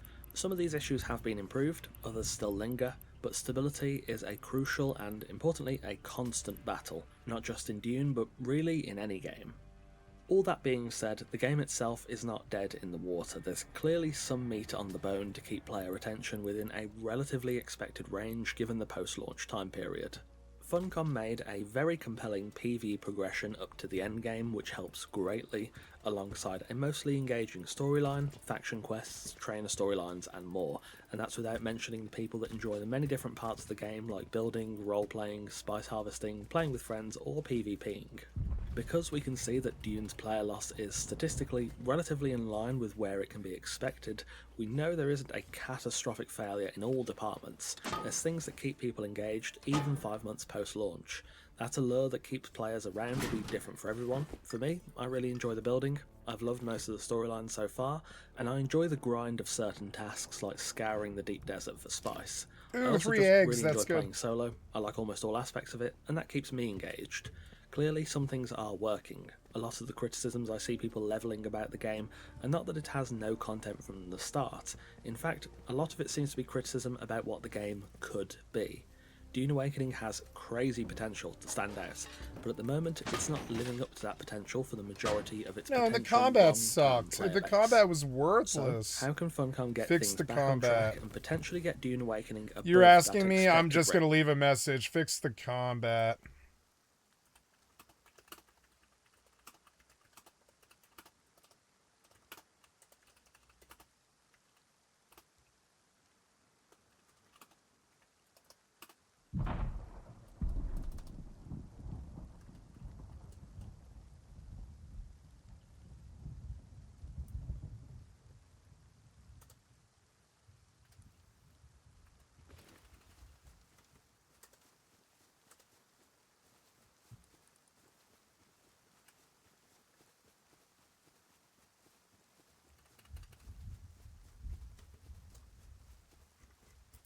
Range of player loss. The first and most obvious thing to cover is the endgame. This has been one of the biggest and most consistent criticisms of Dune Awakening, and it is something that has driven otherwise passionate players away. People who loved the PvE progression through Haga Basin, the same people that could potentially stick around for months or years, found little else waiting for them in the deep desert and the Landsrad. And PvP players There's have nothing a there. whole number of complaints and issues. Aw. I'll admit, I'm not a PvP player, Poor so I'm not really as suckers. plugged into the You couldn't nuances tell of that their from Conan discussions, but there are Exiles? endgame issues on all fronts. The good thing about this part is that the developers seem to be more than well aware. Back in August, they posted a roadmap leading through Chapter 2, which we've already had, and into Chapter 3, which promises a revamped endgame. Some changes in that department have already been made, I don't such like as endgame. addressing vehicle loss with the salvage system, quality of You guys life know for about high-level endgame. farming, I mean, and you mean instant having deep fun? desert loot The to endgame reduce to me is frustration having in fun. If you PvE guys don't and do that, PvP. then I don't have the endgame. They're also planning to tie faction progression to the Landsrad, whilst also building out the latter with a much wider range of activities, transitioning the system to contracts rather than delivery tasks to prevent the stockpiling issue that has rendered a lot of Landsrad tasks moot for all but the biggest guilds. The new potential task list includes assassinations, treasure maps, races, building, duels, faction versus faction, and more. For the PvE players, this will likely improve the Landsrad a great deal. The system has potential to be a huge driver of player activity, but in its current form, it's severely lacking. I need corn On the seed, and I PvP know side I of have things, it. they want to bolster what the Deep Desert was meant to be about. A sandbox, excuse the pun, for players to compete for control of the precious of spice. only sand. No fly zones to enforce Bad ground combat, more varied and challenging layouts, tech improvements, and clear progression within the Deep Desert. There are likely other things the team have planned for both PvP and PvE, things that will be coming sometime around early 2026 if the roadmap is accurate, but it's clear that sweeping changes are needed in the endgame to keep players interested. I also think that PvE players are going to want some big challenges. It's no secret that some of the best PvE experiences are those where it really tests you, ecolabs or high-leveled camps that feel difficult and challenging, but compensates your efforts with worthy rewards. When you're at the endgame and you have Plastanium gear, that feeling dissipates, and high-end PvE players will need things like raid dungeons and boss fights to regain that feeling. In 2026, we've also got a few other things on the horizon. The biggest one is that Dune is coming to consoles. That will see a huge overall That'll point help, spike, but nope, it'll and in go my tits up anecdotal like New World experience, 2. Console players do tend to stick around on a game a little longer than us PC players do. There is no confirmation yet on if the game will have cross-play between PCs and consoles. I'm a little bit iffy about it from a balance perspective, but if it does, that could rectify issues of people basically feeling alone on their servers, 46 alongside the problem hours. of having somewhat inactive deep deserts. Most people seem to have coalesced around PAX and Harmony as the two major servers, so there is clearly an appetite to see and interact with other people. Even as a very reclusive solo myself, I like seeing people out and about in the world, and even though my deep desert on Hagal is doing alright, my Haga Basin is quiet. If it wasn't for the one other guy I occasionally see scooting around in his buggy, it'd basically feel like single player. I don't mind that, but I think I'm in the minority there. Consoles could easily bolster server populations if crossplay is included at launch. There's also an expansion planned for 2026, alongside the usual DLCs and free updates. Expansions have He's trying to shield for the game, but I don't like the game. That's the problem. My man's tripping off the third-person perspective, right? The third-person perspective. This was the same premise that Shroud was talking about, right? And Shroud is now saying what, ladies and gentlemen? Arc Raiders is game of the year. So, Arc Raiders has a premise problem. Now, before you roll your eyes, hear me out, okay? I get it. This is one of those takes that might split the room. Some people are ready to argue the second you say it, and others might already be leaning in just because they're curious. But stick with me here, because I think this perspective is worth your time. Now, if you enjoy any and everything Arc Raiders, make sure you hit that like button. And if you enjoy conversations such as this, consider subscribing to the channel today. Arc Raiders is already one of the premier titles of 2025. People are talking about it left and right, and there is a reason. All right, so I woke up this morning and I saw drama between two go people. back. My man's tripping off the third-person perspective, right? The third-person perspective. This was the same premise that online hype. None of that matters when it comes to experiencing the go game bed. firsthand. Honestly, I've seen it happen too many times. I keep having Gamers later thinking, and later nah, days. this isn't my type of game, and then taking the plunge only to come back telling everyone that they know how much fun it actually is. This seems very reminiscent of Arc Raiders right now in some way, shape, or form. And this is exactly the kind of thing that makes me want to speak up, okay? You don't want to walk away from something amazing just because it didn't look exactly how you expected it. Now, here's where it really gets interesting. A lot of people hear about the premise of Arc Raiders and immediately form an opinion. But opinions without experience are dangerous. Think about the last time you dismissed a game too early. You probably ended up missing out on one of your favorite experiences, right? No. Arc Raiders has that same kind of potential. And for the people that did give it a chance, the ones that went from skeptical to completely hooked, they didn't just enjoy themselves, they converted their friends too. That ripple effect, that's why the game is creating such a buzz. Game, but so it needs yeah, bigger some people parties. still might argue, and that's cool. Debate is fine with me. You know your boy. But here's the point. Don't let the small stuff, the trivial concerns, the premise, whatever it is, stop you from seeing what the hype is really about. There's a reason why Arc Raiders has gotten so much attention. And trust me, you're going to want to hear why. Alright, enough dancing around this. I'm about to react to a take that's been making its rounds, and I promise you, it's going to be interesting. Some of it will make you nod, and some of it might make you shake your head. But one thing's for sure, you're going to want to stick around for this. Let's dive in. Alright peeps, so this video is titled Arc Raiders It's Not For Me, and is by content creator Worth a Buy. His links will be down in the description below.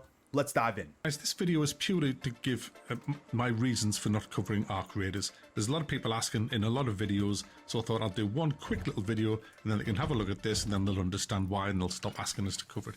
Now, the game itself isn't garbage. Clearly, it's not garbage. It looks like a really good game. If you like what the game is, then you've got a belt. I'm waiting for it to come to GeForce Now. I don't want to play it off my computer. My goodness, my you're having a computer doesn't blast. run it that well. So, Okay. yeah. Okay. I'm not saying it's a bad game. It just isn't. But everybody has, like, for example, I hate Christmas cake. You couldn't pay me to Here we go, guys. Here we go. Here we go. Eat Christmas cake. Now, that doesn't mean Christmas cake's bad. My mother loves it. My dad loved it. You know, I just don't like Christmas cake. All them currants or whatever's in it and the brown shit. Yep. I just don't like it. That's how it is. So that's why, you Yeah, know, I then couldn't that's review why. Christmas cake because I'd just be going, you know, as I tried to eat it. So it's as simple as that with Arc Raiders. It's a third-person game with PvP, and that is like Christmas cake to me. I have a friend who won't do that. It's just no. Them two things in my world should never be in the same game. Purely because, and you know what I'm going to say next, because everybody knows this. You can see round What are you about to say? corners with a third-person camera, so you can hide and camp, and somebody could be coming around a staircase. They can't see you. You can see them. You just pop out, bam. I don't care how good a player they are dead. They're dead because you've had a second or so to get your aiming sorted out, and you'd have to be some really kind of bad player to not take them out at that point. So, Okay.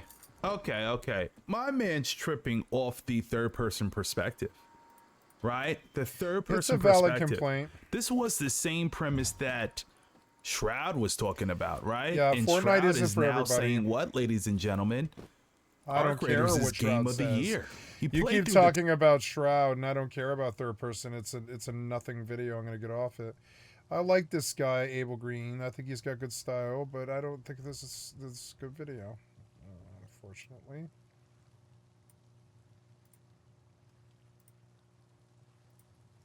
What's going on, everybody? Hope you're all having a fantastic day today. Now, ladies and gentlemen, over on Reddit, things have been going pretty smooth when it comes down to Arc Raiders. I gotta be real with you guys. I'm shocked at how positive the overall community has been.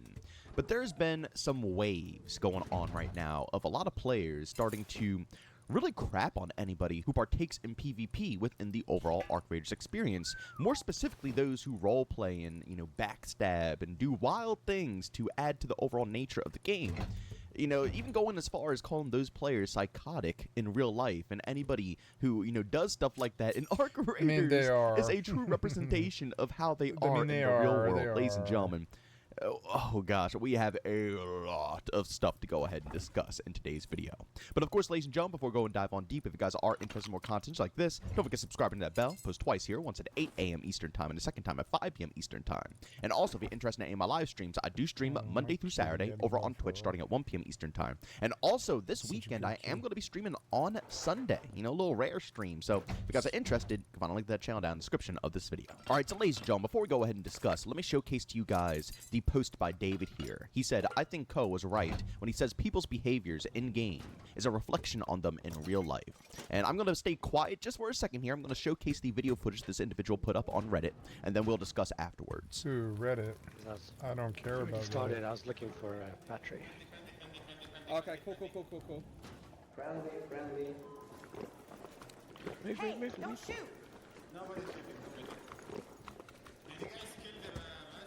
No, we didn't. It's still here. Do you need some help with that? Do you need some help killing the Bastion? He went dead silent like a psycho. He didn't respond. He didn't respond. No, he's trolling you. You couldn't tell. This guy's trolling you, and if you fell victim to it, you're a fucking idiot. It's because you don't play Rust or anything else like Siege or.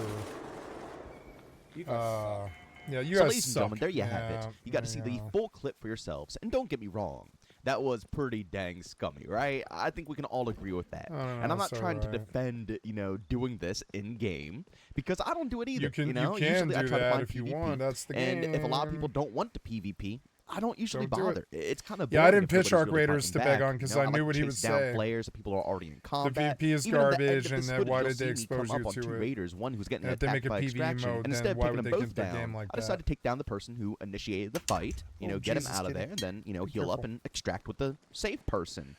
That's just how I rock and roll. But there's not a single time in my whole experience here where I thought to myself, this. Ah, kitty, get off my. Oh, okay, you're sitting there. Okay, that's okay. Don't shoot me.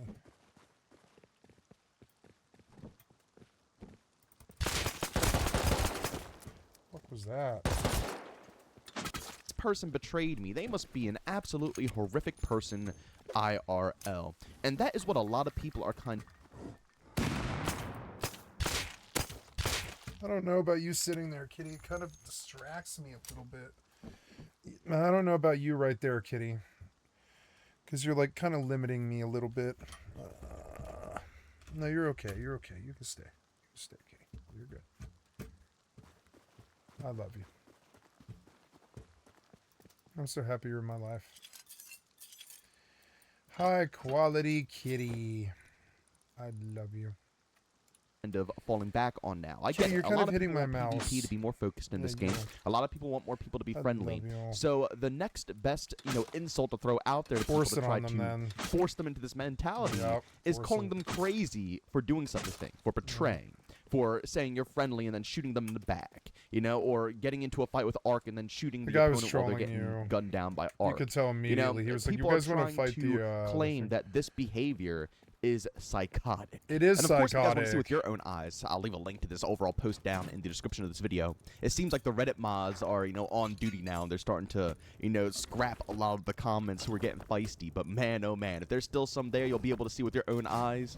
And when I first saw this post, when it just came on up, it was just an all-out war going on in the comment section, with players pretty much downvoting anyone who is trying to say it's a game, it's not real, this isn't real life, that has nothing to do with that.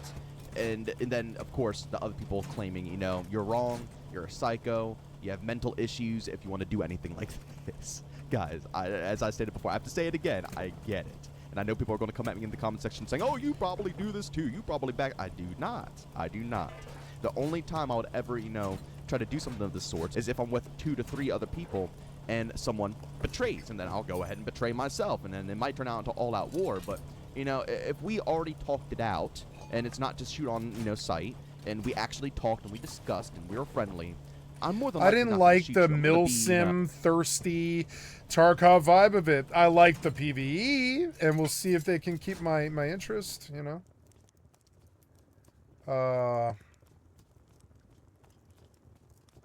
Sorry, kitty. But I didn't like the Tarkov Milsim side of it. I actually really didn't. I thought, like, why even allow them to shoot, Why not just have it be a cool sandbox where it's like you're out there, like Elden Ring, and you can join or you can fight, but it's got to be, like they have to consent. That it should be that they consent. If you fire and the other guy fires at you, it should be considered consent, you know? I don't know. And that should be accidental sometimes, I think. Like, oh, he shot me. Fuck. Well, let's fight then. You know? But other times I'm like, I don't know. I think it should be consensual. I think PvP should always be consensual. Like everything in humanity. But I'll still be friendly. But I can't accept the fact that people genuinely think that you are psychotic for role-playing in a game that takes place in a wasteland where our whole population has been torn to shreds, and we're coming above ground as raiders to loot and try to scavenge and make cash and make money and thrive for ourselves. I mean, what? Guys, it's a video game. It's a game. Yeah, it has nothing to do with how someone would act in real life. Let me ask you something. But still some Does people someone run around in GTA casually just, hitting a few pedestrians, shooting up a bunch of people within PvP, 30 seconds, within 30 minutes, you're dead even in the ones who GTA. love to get high stars in GTA and have a bunch of cops chasing them, getting into shootouts and running from the police. Are they GTA extra toxic IRL? No. I don't think so. I know people who just hop on GTA to casually ride around, do stupid stuff for a half an hour, and then hop offline. And they're perfectly normal people. What about poker, for example? The whole game of poker is like pretty much robbing having somebody a poker and face, lying. being able to basically manipulate your opponents. Does that mean every person who's good at poker is a horrible person IRL? What about like Mario Kart, for example? It's a kid's game. Mario Kart is basically a kid's game. Not very. I still love Mario Kart, but I'm just saying it's made for everyone, is a kid's including game. children. No, it's not. And the whole idea it's of the made game for is kids and adults backstabbing played it. everybody who's in the lobby with I you. grew up on Mario Kart when I was 8 years Party old. Has caused major problems in a lot of friendships over these when it was years current. because again, the game is about betraying. It's about backstabbing everybody and getting the benefit for yourself when the opportunity shows Their itself. kits But does aren't that worth mean that enough. every person who takes advantage of what the game is supposed to be, how the developers designed it, what their intents were, does that mean if you actually play the game that the devs made for you, you are a bad person? I IRL? ganked at What about the actors or extract because that's actresses, what the game right? is. A lot of people are very talented. I needed with to come playing up and I roles, did. and a lot of people get pissed off at mean characters and the villains saying, oh, they're such horrible people. I But don't like if you're non-consensual feeling that PvP. way, that means It's that one of the reasons why I'm person not is a playing fantastic that actor game or as actress much. because they are doing I already their job have a perfectly terrible and they're non-consensual making PvP game. you PvP game the addiction. villain. If you didn't feel any I did like the emotion game, and I towards that can't wait villain, to that see what means they they're do not with doing a it. good job. I like But the game. I think it's again, like a does that 9. mean that they're horrible people IRL? Does that mean When this game gets boring to me, that's the game I'm gonna play.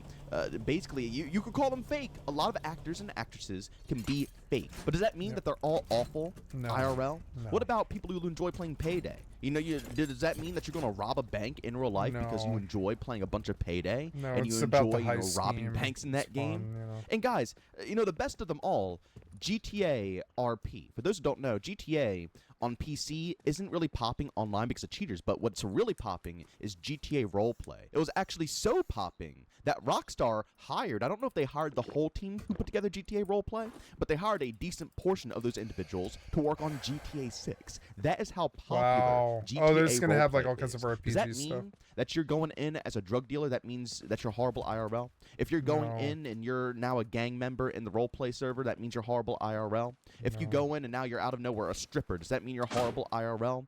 It's role playing. Guys, this isn't some magical concept. Yeah. We are playing I come to expect games. it on non-consensual games. The whole I just purpose expect of it, playing a game is to take you out of the real world and also let you mess around and do stupid stuff that you would never do. which is why I want a consensual. Like, that's the whole but purpose yeah, of it's still GTA. RP. GTA allows you to do stuff that you would never consider IRL.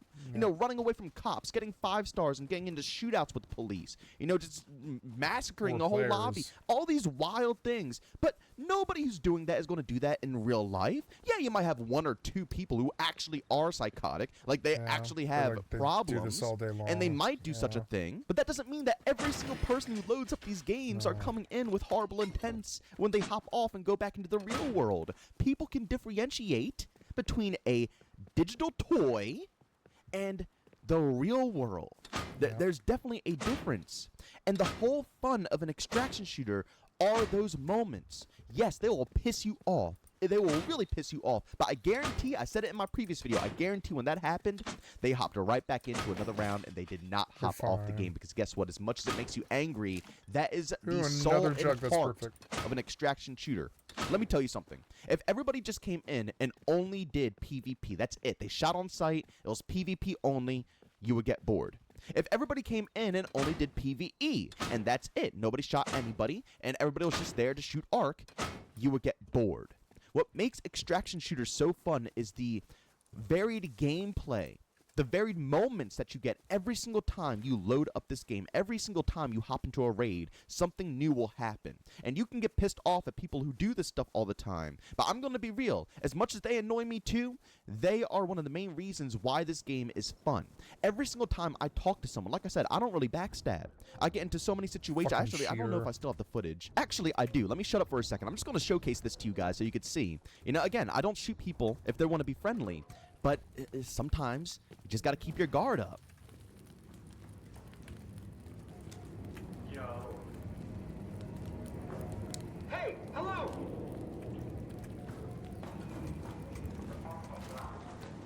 Trying to leave? You trying to leave? Let's get lit.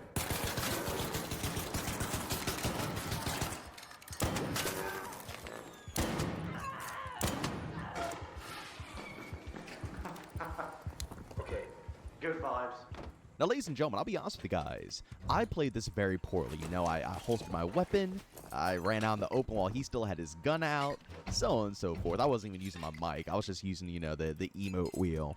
But this is the vibes of the game. You never know what is going to happen. Absolutely never. If anything, extraction shooters pull a lot of aspects from poker, because that's what it's all about, having a poker face in a lot of these scenarios. Extraction shooters are almost a reading game, reading how people act, how they talk, you know, what they do, how they handle certain scenarios. If you guys actually check out my streams while I'm going ahead and playing Arc Raiders, you guys know I'm constantly talking about it. If I'm in a room and I'm talking to someone, I talk to chat all the time saying, this guy might seem suspicious, or no, this guy actually seems normal. And I let you guys in the chat, you know, all chat it up too, and you guys are saying, you know, this is definitely sus, this guy. And that's the fun of it, though. Everybody has a different opinion on what others are going to do, and that adds to the tension of extraction shooters. And as I was stating before I showed you guys, you know, the previous clip, without that tension, extraction shooters will be pointless. If people only went in for PvP, you already know what you're expecting. If people only went in for PvE, and that's the only thing the game is about, you already know what you're expecting. The fact that players can do this, and they can role play, and they can do different roles, they can be, you know, they can come in gunslinging and everything, they can come in and betray players. Maybe they're not as confident in gunfights, but they know that, you know, someone just came out of a high tier loot area, so I befriend them, shoot them in the back of the head. At the end of the day, it's your fault for trusting that individual. If I died in that gunfight I showed you guys earlier, I would not be mad.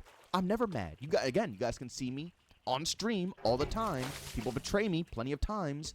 And over half the time, I always say, good play. You want to know why I say good play? Because I read them wrong. This is almost like a game of poker. And if you can't read your opponents, they outplayed you. It's not just gun skill, it's also reading one another. And I'm telling you, that is, for me at least, that is the addicting factor, because you never know what is going to be presented to you from a match-to-match moment. And funny enough, while I was recording this video, literally right now, I went on Reddit and I saw a post that I think summarizes, you know, this video perfectly, that I'm going to read off to you guys. This post is by Dogman30, and it says, as a DayZ player having a great time playing Ark, the amount of people who think they can don't shoot their way out of a keycard room is insane.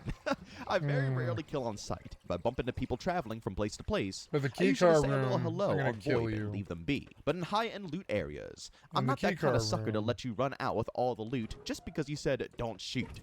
Twice yesterday, two separate players got super mad at me for killing them. One in the control tower, and the other underground of Blue Gate, and they were both stacked. They emote, don't shoot. I VoIP, I'm not friendly. They get down and start calling me all kind of names. The don't shoot emote is not a law that allows you to pacifist all the top tier loot off the map early. Fight for it if you want to keep it. And not just for high loot areas, this goes for the game in general. That's true, Just he's right. because you say don't shoot means that your opponent is not going to shoot you, and you can't get mad because they do such. There's no laws above ground here, ladies and gentlemen. That's what this game is all about. Guess what? This isn't the real world. This isn't like you're stepping out your house right now and going out into public and you have to follow all the rules. No, this is a game. It's a game taking place in a universe, a fictional universe that we are partaking in. And if players want to be savages on the top ground, they can do such. If players want to get your loot because they know you have the best stuff, they don't have to let you go. They can take it if they want. Just because you said don't shoot, or you went on VoIP and said, hey, I'm friendly, doesn't mean that's how the situation is going to go down. And yes, I said it in previous videos, if you want to up the rate of being able to have more friendly encounters, speak out, talk. But it's not going to guarantee you that every person's going to be that way. It might give you a 70-80% success rate of not getting PvP, but there's still going to be that 20, 30, maybe even 40% chance that those players are going to say, screw that, I want what he has. He's leaving a high loot area. Yeah, I'm getting there late. I'm not going to get anything. I need to get off him. You know, oh, he went to a key room. I want that stuff. Or, I just want a PvP. I don't care what anybody says. I'm shooting them. Like, you can't dictate how players are going to play. And I'm telling you right now, they're not psychotic because they want to role play differently in the game. And they're not playing it the way that you want them to play it. That does not mean that they're psychos, they're killers IRL, they're going to backstab you IRL, they're horrible people in real life. Has nothing to do with that whatsoever. All I can tell you guys is never let your guard down. If the apocalypse happened right now, if would you just be like, nukes went off, are you gonna feed me or whatever? Yeah, like, don't shoot me, don't shoot me. I don't have a gun. Right now, would you announce that to somebody? All of us are in survival mode. Do you genuinely think that every time you leave the house or leave wherever you're at, man, in an event like that, do you genuinely think that every person you come across is going to be as friendly as you? Do you seriously think that you can kill them with kindness in a world with no laws? No, it's not going to happen. I guarantee you would probably keep your morals and you would be respectful. That's how I would be, you know. I wouldn't want to, cause harm unless harm is being caused to others or, anything in that scenario. But that doesn't mean I'm letting my guard down. That doesn't mean I'm going to trust every person who says, hey, I'm friendly, I'm a good guy. How many movies and TV shows have we seen of these scenarios where there are people like that and then they end up backstabbing? In these situations, it's normal.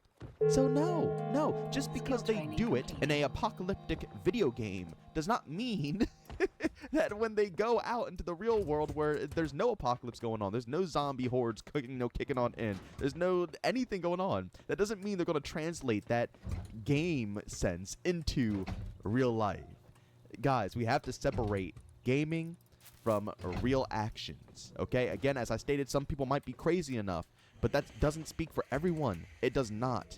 And, calling people names and calling them basically psychotic because they're playing, again, the game in a way that you don't agree with does not mean that they are actually such. And you shouldn't try to bully individuals into playing the way that you want to play by using... Yeah, we got the point. You said it a bunch of times.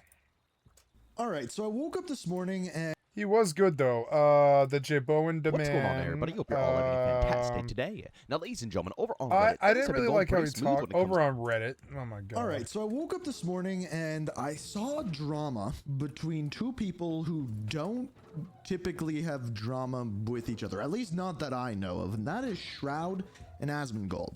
Now, it's over something... Don't care about either. Normally, when I see an Asmongold video, it's generally over politics or something like that, which I don't dive into here. But video games, this one's about video games, and I can get behind that. Now, I haven't seen the takes, per se, but what I have heard is the opinions, and it's about Game of the Year between Arc Raiders and Expedition 33. Now, I'm going to play both of the videos, give you my opinion first on Shroud's opinion, and then on Asmongold's response to his opinion. So let's start out right here. These are Twitter clips, by the way. I couldn't even find these on YouTube. So this is what Shroud had to say. Dude, we got to make sure that this game wins Game of the Year, by the way. First things first, there is player voting. But I think it's counts for 10% of the total vote. Do not let that Expedition game win Game of the Year. Do not let it. Why? Absolutely do not. Why? We all have to band together to make this game win. Us multiplayer gamers are the minority, okay? We are the minority. That is just not true. Being multiplayer gamers, but I believe we can win. Whoa. Okay. I can prove that this is not the case extremely quickly. Here is the Steam DB page, which lists the top games on Steam right now. Multiplayer game, multiplayer game, multiplayer game. By the way, Arc Raiders above Battlefield 6. Holy crap. Multiplayer game, multiplayer game, multiplayer game, the co-op game. How GTA Okay, 5, I'm done for the night. Nice. You have to go down a ways before you get to a non-multiplayer game. Just that statement is not true, like, in the slightest. Anyway. I believe. You just need to tell everybody.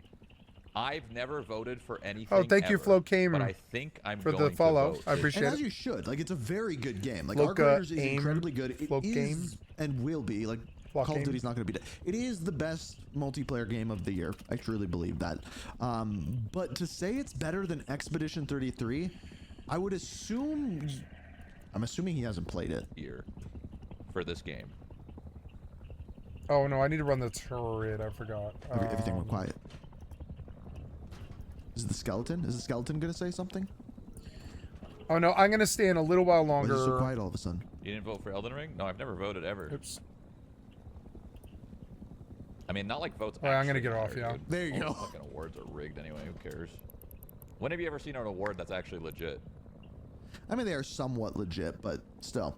Okay, so that is the general statement, and I think probably the problem people have with it comes from the fact that he said that, like, multiplayer communities are the minority, and that is just simply not true. Like, I think maybe he could argue that, like, they don't win Game of the Years very frequently, but that's because most of them are now games as a service, and when a game launches as a games as a service, it's not typically, like, quite there at launch. Like, Arc Raiders came out and everything was honed in, the economy systems were good, the cutscenes were decent. I do think the story could have been a little more locked in, like the ending of it, like, clearly what they were waiting for the next seasons. But Asmongold, so that had, like, a lot of views. I don't know, I think I had like 2-point-something million views. This one is Asmongold's response to it. Here we go. Why is it such bad Dude, quality? We got to make sure that this game wins Game of the Year, by the way. Do not let that expedition... Dude, we got to make sure that this game wins Game of the Year, by the way. Did he play it? You motherfucker! You piece of shit! Are you kidding me? You didn't even play the game! You did not even play the game! You didn't even play. Okay, like, just in case you want my opinion, the game that should win Game of the Year this year is Expedition 33. It's not even close, if you ask me. That game has one of the best stories, not that I've ever just played, that I've ever watched, that I've ever really seen, like anything. Really? The story is incredible in that game. The gameplay is incredible, and I truly believe that if someone like Shroud were to have played Expedition 33, like with 30 people making it and how good it is, I truly believe it should win Game of the Year. That being said, I do think Arc Raiders should win a bunch of frickin' awards. I think Arc Raiders is the best game of the year. Are you kidding me? That's It's really loud. No, it is FPS. You can shoot with the free aim. He love it. People are pissed at. Yeah, I can't believe this. Oh, the Expedition. Yeah, right. Dude, we got to make sure that this game wins Game of the Year, by the way. Never Do not played- let never- that never. Expedition game win Game of the Year. That Expedition. Shut up. Do not let it. No. Absolutely do not. No. We all have to band together No. to make this game win. No. Us multiplayer gamers are No. the minority. You are not oppressed because you play multiplayer video games. No. Okay?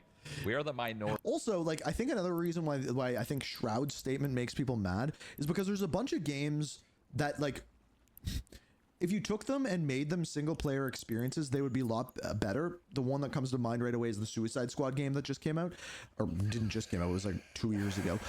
But they now shoehorn live service multiplayer into all of these games. And if anything, the people being pushed into the minority are the single-player They were games selling because Suicide they Squad for simply like make $3, and I developers wish I less money. bought it. Pretty being multiplayer gamers, but I believe we can His response is hilarious, though. win. Now it's No. 70. Just need to tell You're every- not winning. You're not winning. It's not going to happen. The only way you can win is by playing Expedition 33 and realizing how wrong you are, okay? Do yourself a favor. That's the only way you can win, is by experiencing the far and away greatest game that's come out in a really long time. That's the only way Shroud can come out ahead of this. He's got to play it now. I've never voted for anything ever, but I...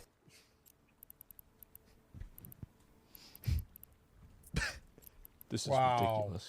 That is so fucking terrible. Okay, I thought this was gonna be more drama. I love how upset he's getting over this. You did not even play it. Think I'm going to vote this year for this game. That's Metaphor was good though. It was very good, but Expedition 33 was a lot better. You didn't vote for Elden Ring? No, I've never voted ever. So you didn't vote for Elden Ring, you didn't vote for Baldur's Gate 3, you didn't vote for Expedition 33, but you're gonna vote for Arc Raiders. Listen, I think Arc Raiders is a great game. Agreed. It's a lovely game. But Expedition 33 is generational.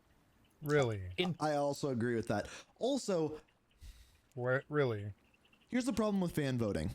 Is in something like this, you should not be able to vote for things unless you've played all of them. It's like going to vote for president. Oh, look, or I if fly you're a in perfect Canada here, Ishtar. the fake That's president, cool. the prime minister. It's like voting and being like, I don't even know who that other guy is. It's just like, it's kind of silly. It's misinformed. 20 years, people will be looking back at how good Expedition 33 was. In 20 years, nobody will be giving a fuck. I don't know about that. That statement I don't know about. I could see it. So not Expedition. Arc Raiders is said to be a 10-year game. So yeah, we don't know yet. They could be.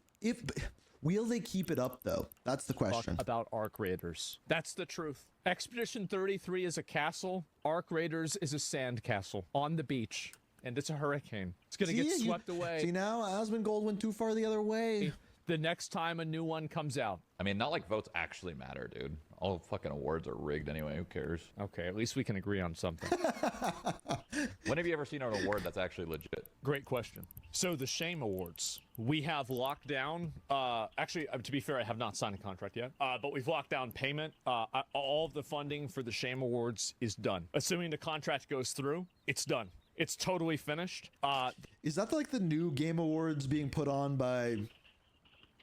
Is it Aiden Ross? The second amount of funding for the Streamer Awards, that one's a little bit more complicated right now. We're working out a budget. That's a bigger one, right? It's a much bigger one. And so, you know, that one's more complicated, but I've been working on that off stream. When? I don't know when. I'm not sure. Most retarded take. You know what? I think we might have to have a new category. Worst Game of the Year nomination.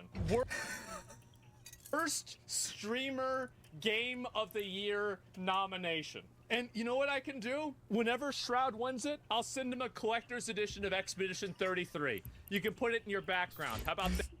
If you're getting upset by this, he's joking. Yeah, because you know what Arc Raiders is going to be in 10 months from now? It's going to be like that skeleton. Ooh, okay, this is why people got mad at him now. See, I literally have not watched either of these. I disagree with what he's saying now. On your chair. It's gonna look just like I do. By the way, that's my chair. That's my Herman Miller chair. Why does he have... Look, he's wearing that same shirt. We came back, like what? I haven't seen him in a while now. Like what, like 6 months or something? And every single time you see him, he's still wearing that same crappy girl shirt. He's so weird. You gotta have something like 10 or 20 million dollars. You have 2 or 3 successful podcasts and your own stream or whatever. And yet you still wear that girl's shirt from 7 years ago. It's weird. Like, look at it. You can see him. No, I'm sorry. It's a better shirt. This one's newer. This is a newer shirt, but he's still wearing it too much. You can see it. Have my chair. How could you do this? How could you say this? This is outrageous, and you did not. I don't know why his shirt matters to me. It's just sort of because he doesn't change his clothes. That's why it matters to me. It's why I bring it up. He doesn't change his clothes almost ever. And that really bothers me. I don't know. Even when I was homeless, I changed my clothes on the streets, you know? Man, I didn't get any takers on this LSI, and it's just going to time out. Oh, well.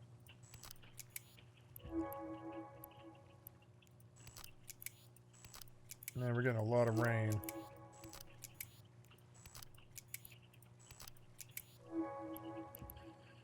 Okay. not play Expedition 33. This makes me so angry. I Why? don't know. How could this happen to me? How could he do this to me? I This skipped is Expedition outrageous. 2. I don't need a turn-based RPG anymore. I grew up on turn-based RPGs. Maybe it's because you're younger. And it's funny, if you look at Asmongold's clip here, no, I didn't close out. Arc Raiders has hours of fun, so people are saying that this is a rare Asmongold L. Meanwhile, if we go to Shrouds, Bros continues to spit out shit takes, which that one has a lot more. That one's actually ratioed the original tweet, which is kind of wild. But as a whole, my opinion on this is Arc Raiders deserves a lot of awards, and I do think it will last until there's another good extraction shooter, which could be years, could be a decade. The lights I don't going know. on and off. Now, Expedition 33, every once in a while I'll play a game, watch a piece of media, movie, TV show, and it'll change like my outlook on it's the everything. Christmas lights. That game did that. It was so well written. Really? It was so well thought out. The gameplay was better than, like, I love that style of, like, I don't know if you want to call it a JRPG, but like that style of combat. It was better than any of those that one of my favorite games back in the day was Paper Mario Thousand Year Door. It was one of those games that, like, I just remember, like, snow days. It's snowing right now. How is it snowing on November 9th? Anyway, snow days from school, I'd go over to my friend's house. We crush Thousand Year Door together, like solve all the puzzles, find all the things, and like that type of like combat. This refines it, makes it better, and does the same sort of puzzles, but better graphics, better story. And yeah, Thousand Year Doors is one of my favorite games of all time. But guess what? Expedition 33 is too. And as much as I love Arc Raiders, and as much more that I will play Arc Raiders than Expedition 33, You are going to vote Expedition against 33 needs your Game of the Year. instincts. No, That's you're my voting take. against your instincts. You're like, Bring your despite pitchforks out. Let's the go. fact that I'll play this I other found game the best more. survival games on Steam, and I'm about to show you. Idiot. I don't know, man. Like, that one I struggle with a little bit. Him, Ink TV, I don't think I want to watch him ever again. All right, so I woke up this morning and I didn't saw like this drama video. between two people who don't typically Don't recommend have this drama channel with again. each other. At least not. All right, so I woke up this morning and Don't recommend this I channel saw drama again. between two people. I found the best survival games on Steam, and I'm about to show you all of them. Steam is home to thousands of great survival games, like Subnautica, 7 Days to Die, and even Duckside? Yeah, Duckside, yeah. But there's a lot of interesting ones out there too. That's why I put together this list, to show you the best ones to play. We'll start the list off with personally one of my favorites, Abiotic Factor, a survival crafting game set inside a massive underground research facility where a containment breach has unleashed all kinds of dangerous anomalies and creatures. You play as a scientist who has to survive the chaos by scavenging supplies, crafting weapons and tools out of whatever you can find, and even building a base right inside the facility. You'll need to manage your food, rest, and energy while exploring new sectors, fighting off hostile forces, and dealing with strange portals that open into other dimensions. The whole thing can be played solo or with up to 6 friends, and it mixes that classic sci-fi story vibe with the open-ended freedom of a survival game. Up next is The Planet Crafter, a survival crafting game where you're dropped on a barren planet with one mission: terraform it into a place you can live.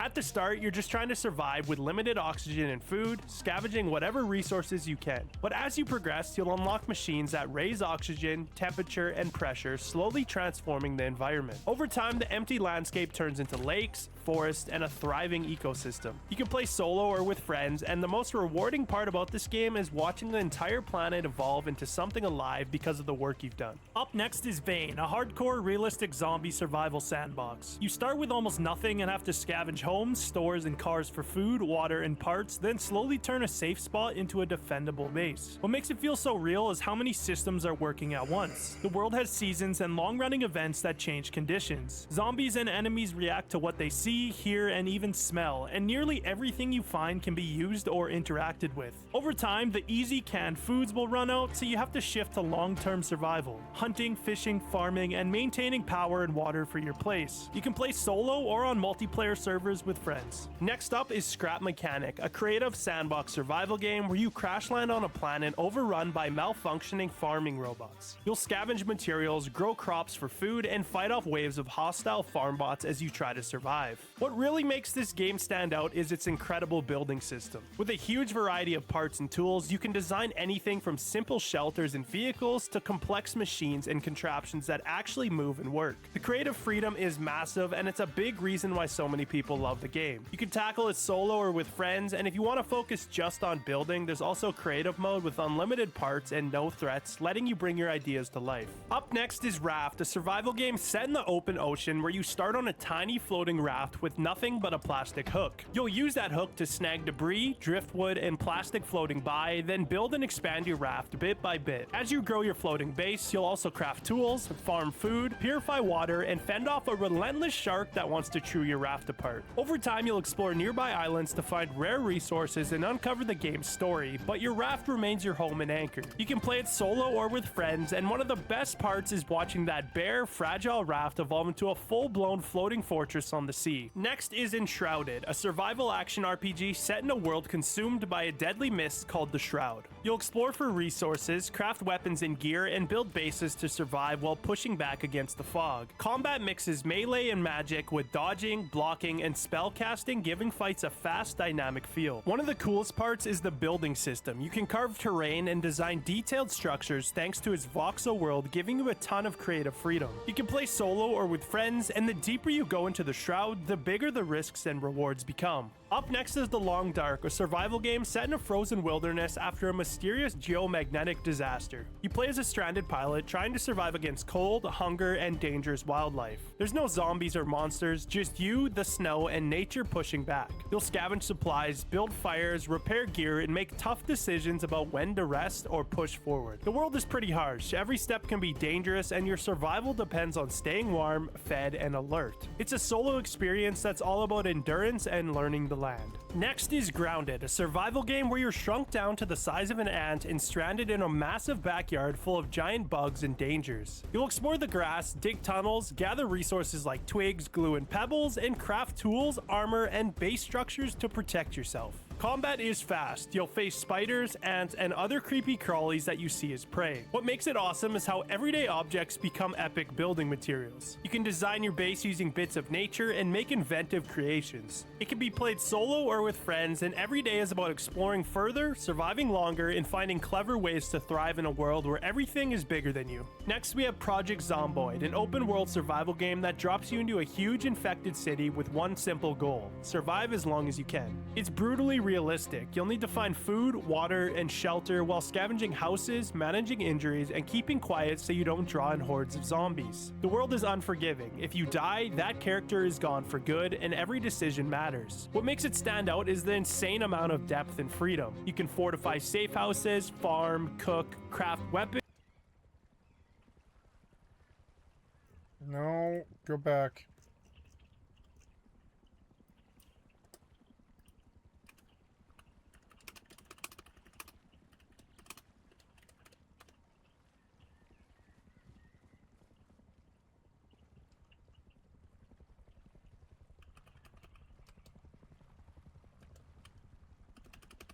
That's not it.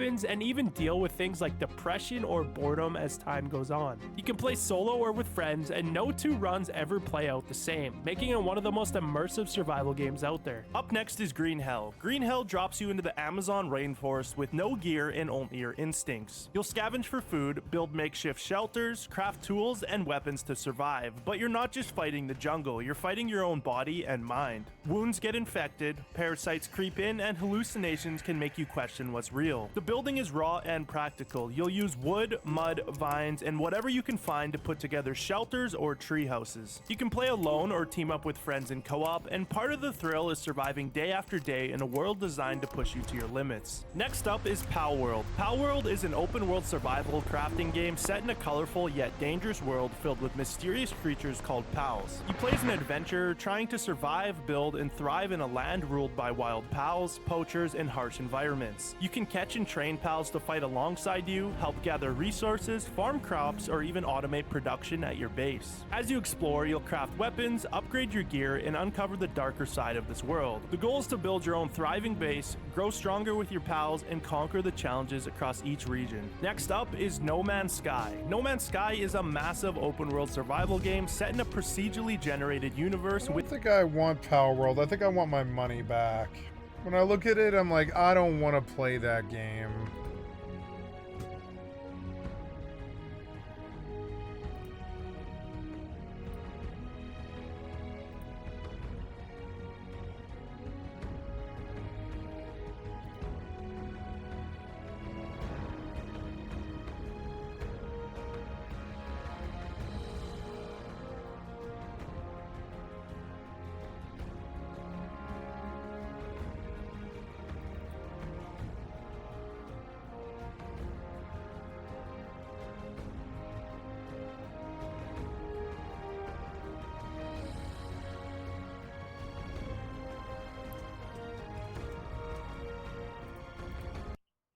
Server error.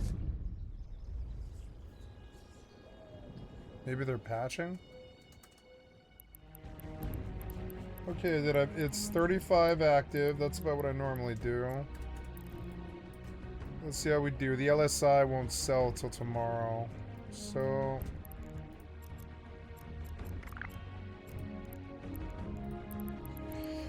what do I do? I could go out as an Algos, I suppose.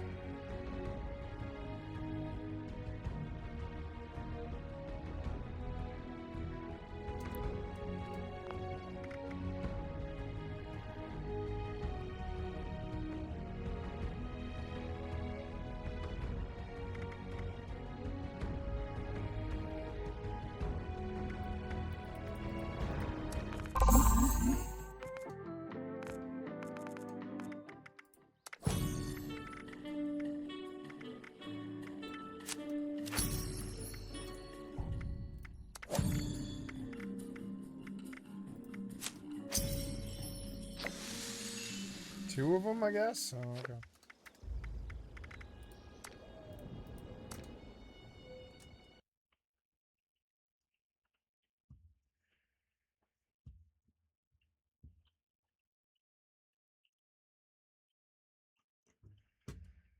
Yeah, I don't think I want to buy Power World. It's like, when I look at that game, I'm like, no. With billions of unique planets. You start as a stranded traveler with a damaged ship and a simple goal. Gather resources, craft better gear, and get back into space. From there, you explore alien worlds, scan wildlife, survive harsh weather, and build bases wherever you'd like. You can play solo or with friends, and the best part is the sense of discovery. Every planet you land on feels like a fresh adventure with new sights, resources, and surprises waiting. Next is Don't Starve. Don't Starve is a dark, whimsical survival game where you find yourself stranded in a strange wilderness full of odd creatures, bizarre biomes, and monsters, learn new strategies, and survival crafting game set in a post-apocalyptic world overrun by zombies. You'll scavenge abandoned towns, collect resources, and build bases to survive as long as possible. The twist is in the name of the game. Every 7 days, a massive blood moon horde attacks, forcing you to defend everything you've built. Between those attacks, you'll explore, craft weapons, fortify your base, and hunt for supplies to stay alive. The game blends survival, building, and tower defense perfectly. You can design traps, upgrade walls, and turn your base into a fortress that hopefully holds up when the next horde comes. The next game is Subnautica, an underwater survival adventure that starts when your spaceship crashes on an alien ocean planet. You'll dive beneath the surface to gather materials, craft equipment, and build underwater bases while exploring the planet's vibrant but dangerous ecosystem. The deeper you go, the stranger and scarier things get. You'll have to manage oxygen, hunger, and pressure while uncovering the mystery behind your crash and the planet's hidden secrets. The world is beautiful and eerie at the same time, with glowing reefs, dark trenches, and massive creatures lurking in the deep.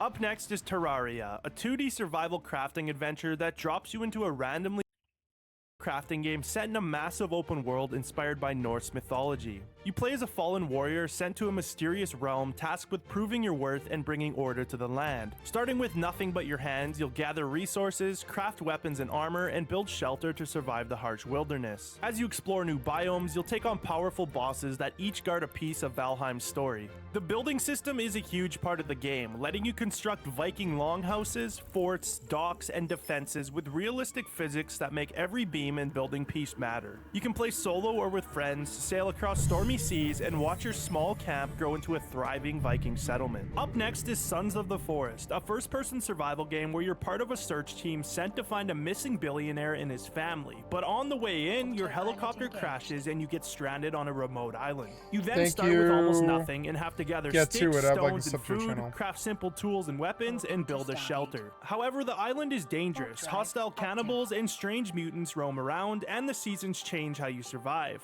You'll explore caves and hidden bunkers to find better gear and clues about what's really going on. A big hook is the flexible building system. Placing logs piece by piece lets you design bases exactly how you want, and you can even get help from friendly companions to fetch materials or watch your back. The game can be played solo or with friends. Up next is Muck, a fast-paced survival game set on a randomly generated island. You start with nothing, so your first job is simple. Punch trees and rocks, craft basic tools at a workbench, cook food, and throw together a quick shelter. Daytime is for gathering and exploring. At night, monsters show up and you'll need crafted weapons and quick reflexes to stay alive. The big hook is the roguelike power-ups. Open chests to get random buffs that stack and turn you into a late-game powerhouse, making each run feel different and a little chaotic. You can play solo or with friends, and the goal is straightforward: survive as many days as you can. Next is Astroneer, a colorful space survival game about exploring strange planets and building your own bases. You start with a simple backpack and a tool that lets you literally shape the ground.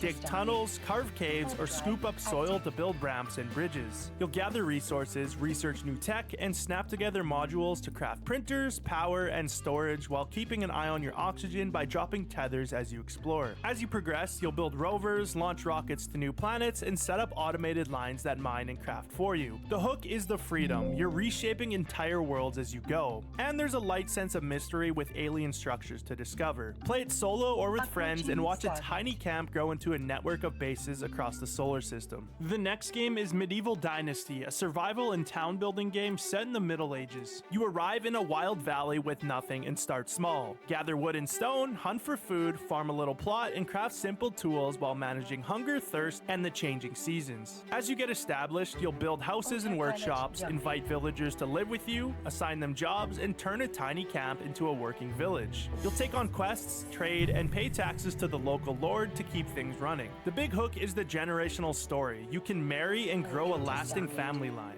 The goal is pretty simple: survive, build, and turn your patch of land into a thriving medieval town with your name on it. The next game is Scum, an open-world survival game set on a massive island. You start with almost nothing, and you have to scavenge towns for food and water, craft tools and weapons, and build a base to protect your gear. The standout with this one is how detailed the survival is. Your character tracks calories, vitamins, hydration, temperature, and injuries, so eating right, staying warm, and treating wounds really matter. You play on multiplayer servers with different rules, so you'll meet other players who might team up, trade, or try to take your stuff.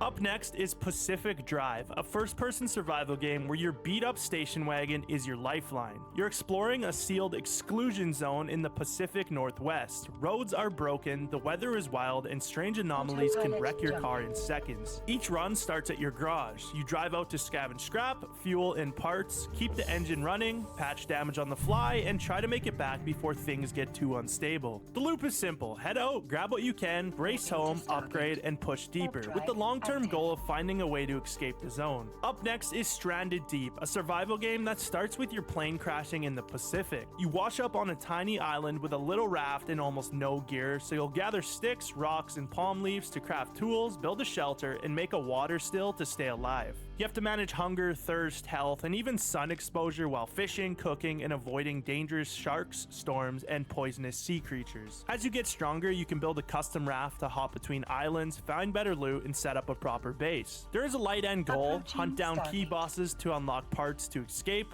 or you can just keep expanding and see how long you can survive. You can play it solo or co-op with a friend. Next is V Rising, a vampire survival action game where you wake as a weakened vampire and have to gather resources, craft gear, and build a gothic castle to survive. Daylight burns you, so you move in shadows or travel at night, and you feed on humans and creatures to keep your blood meter up. Progress comes from hunting powerful V-Blood bosses. Defeating them unlocks new powers, forms, and crafting stations that push you forward. Combat is fast and skill-based with dodges, weapon abilities, and spells. You can play solo or with friends on PvE or PvP servers, form a clan, and defend your castle together. Next is Dune Awakening, an open-world survival game set on a harsh desert planet. You start with basic gear and have to stay cool, find water, and avoid giant sandworms while scavenging parts to craft tools, weapons, and a simple base. As you level up, you'll build and expand the base, harvest a valuable resource called spice, and use ground vehicles or simple flying machines to push deeper into the dunes. It's a shared world with lots of other players. You can team up, trade, or compete over resources and territory. The goal is to survive the sands, grow your operation, and carve out your place in this dangerous desert. Next up is Necess, a top-down survival RPG where you explore an online survival game where you wake up on a beach with just Factory, a first-person factory building game on an alien planet.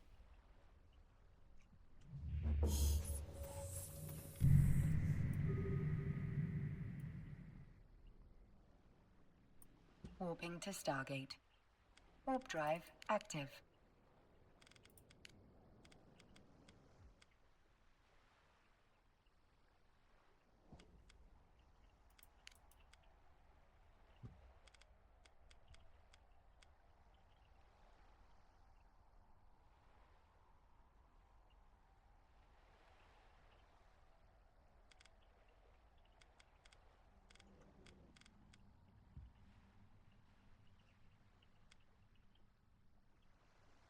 Approaching Stargate.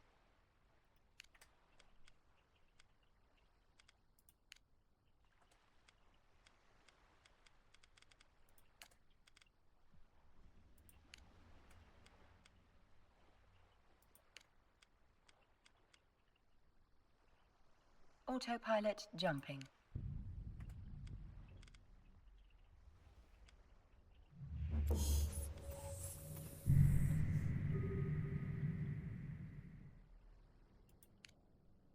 Warping to Stargate. Warp drive active.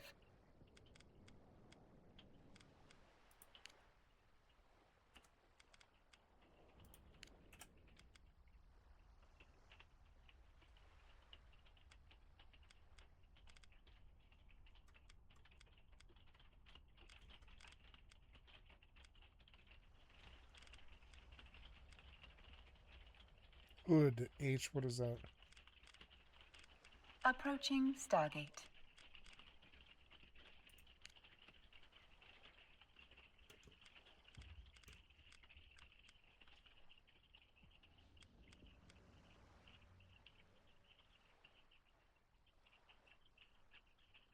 Autopilot jumping.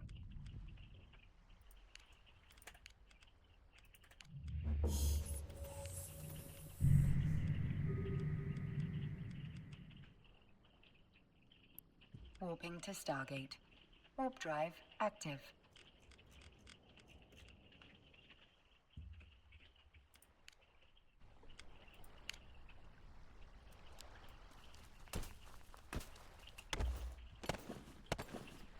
Alright, kitty.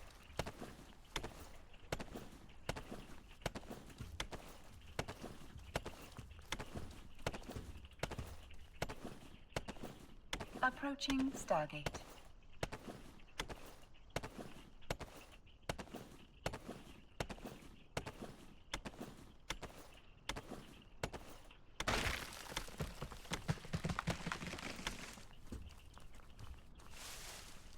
Autopilot jumping.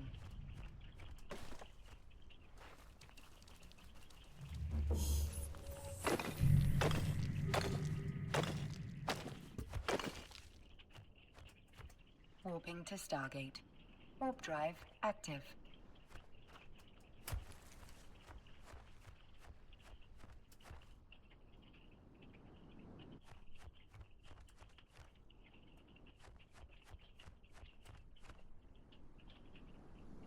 Approaching Stargate.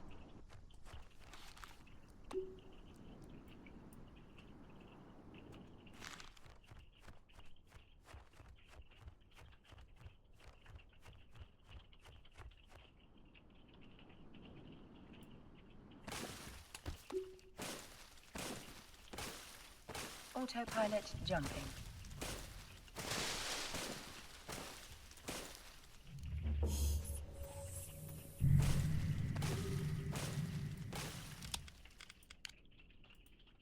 Warping to Stargate. Warp drive No, I think active. this game has music now.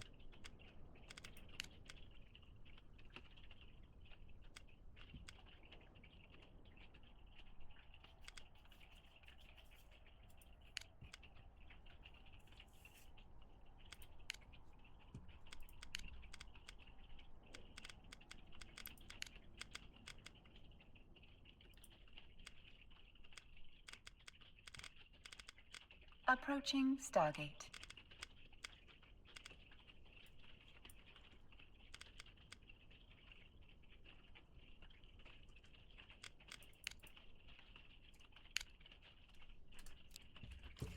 Yeah, DLLA looks good. The water looks good. Autopilot jumping.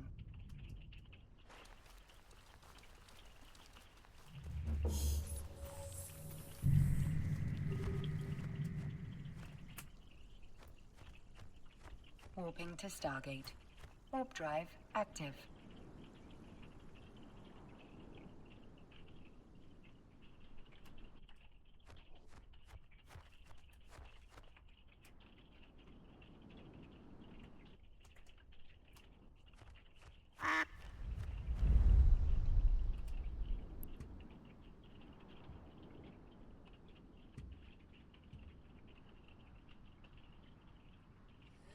I like this stupid game. Approaching Stargate.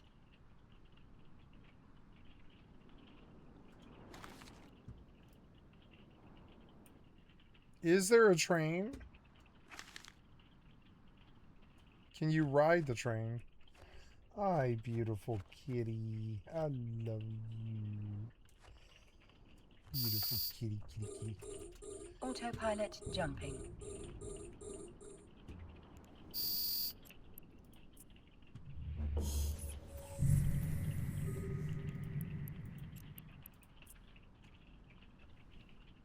Warping to Stargate.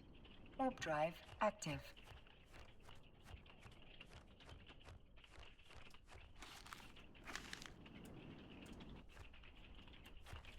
We'll go visit the merchant, see what he sells.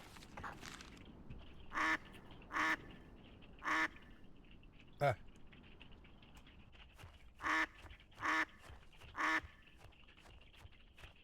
Approaching Stargate. Wasn't a button kidding?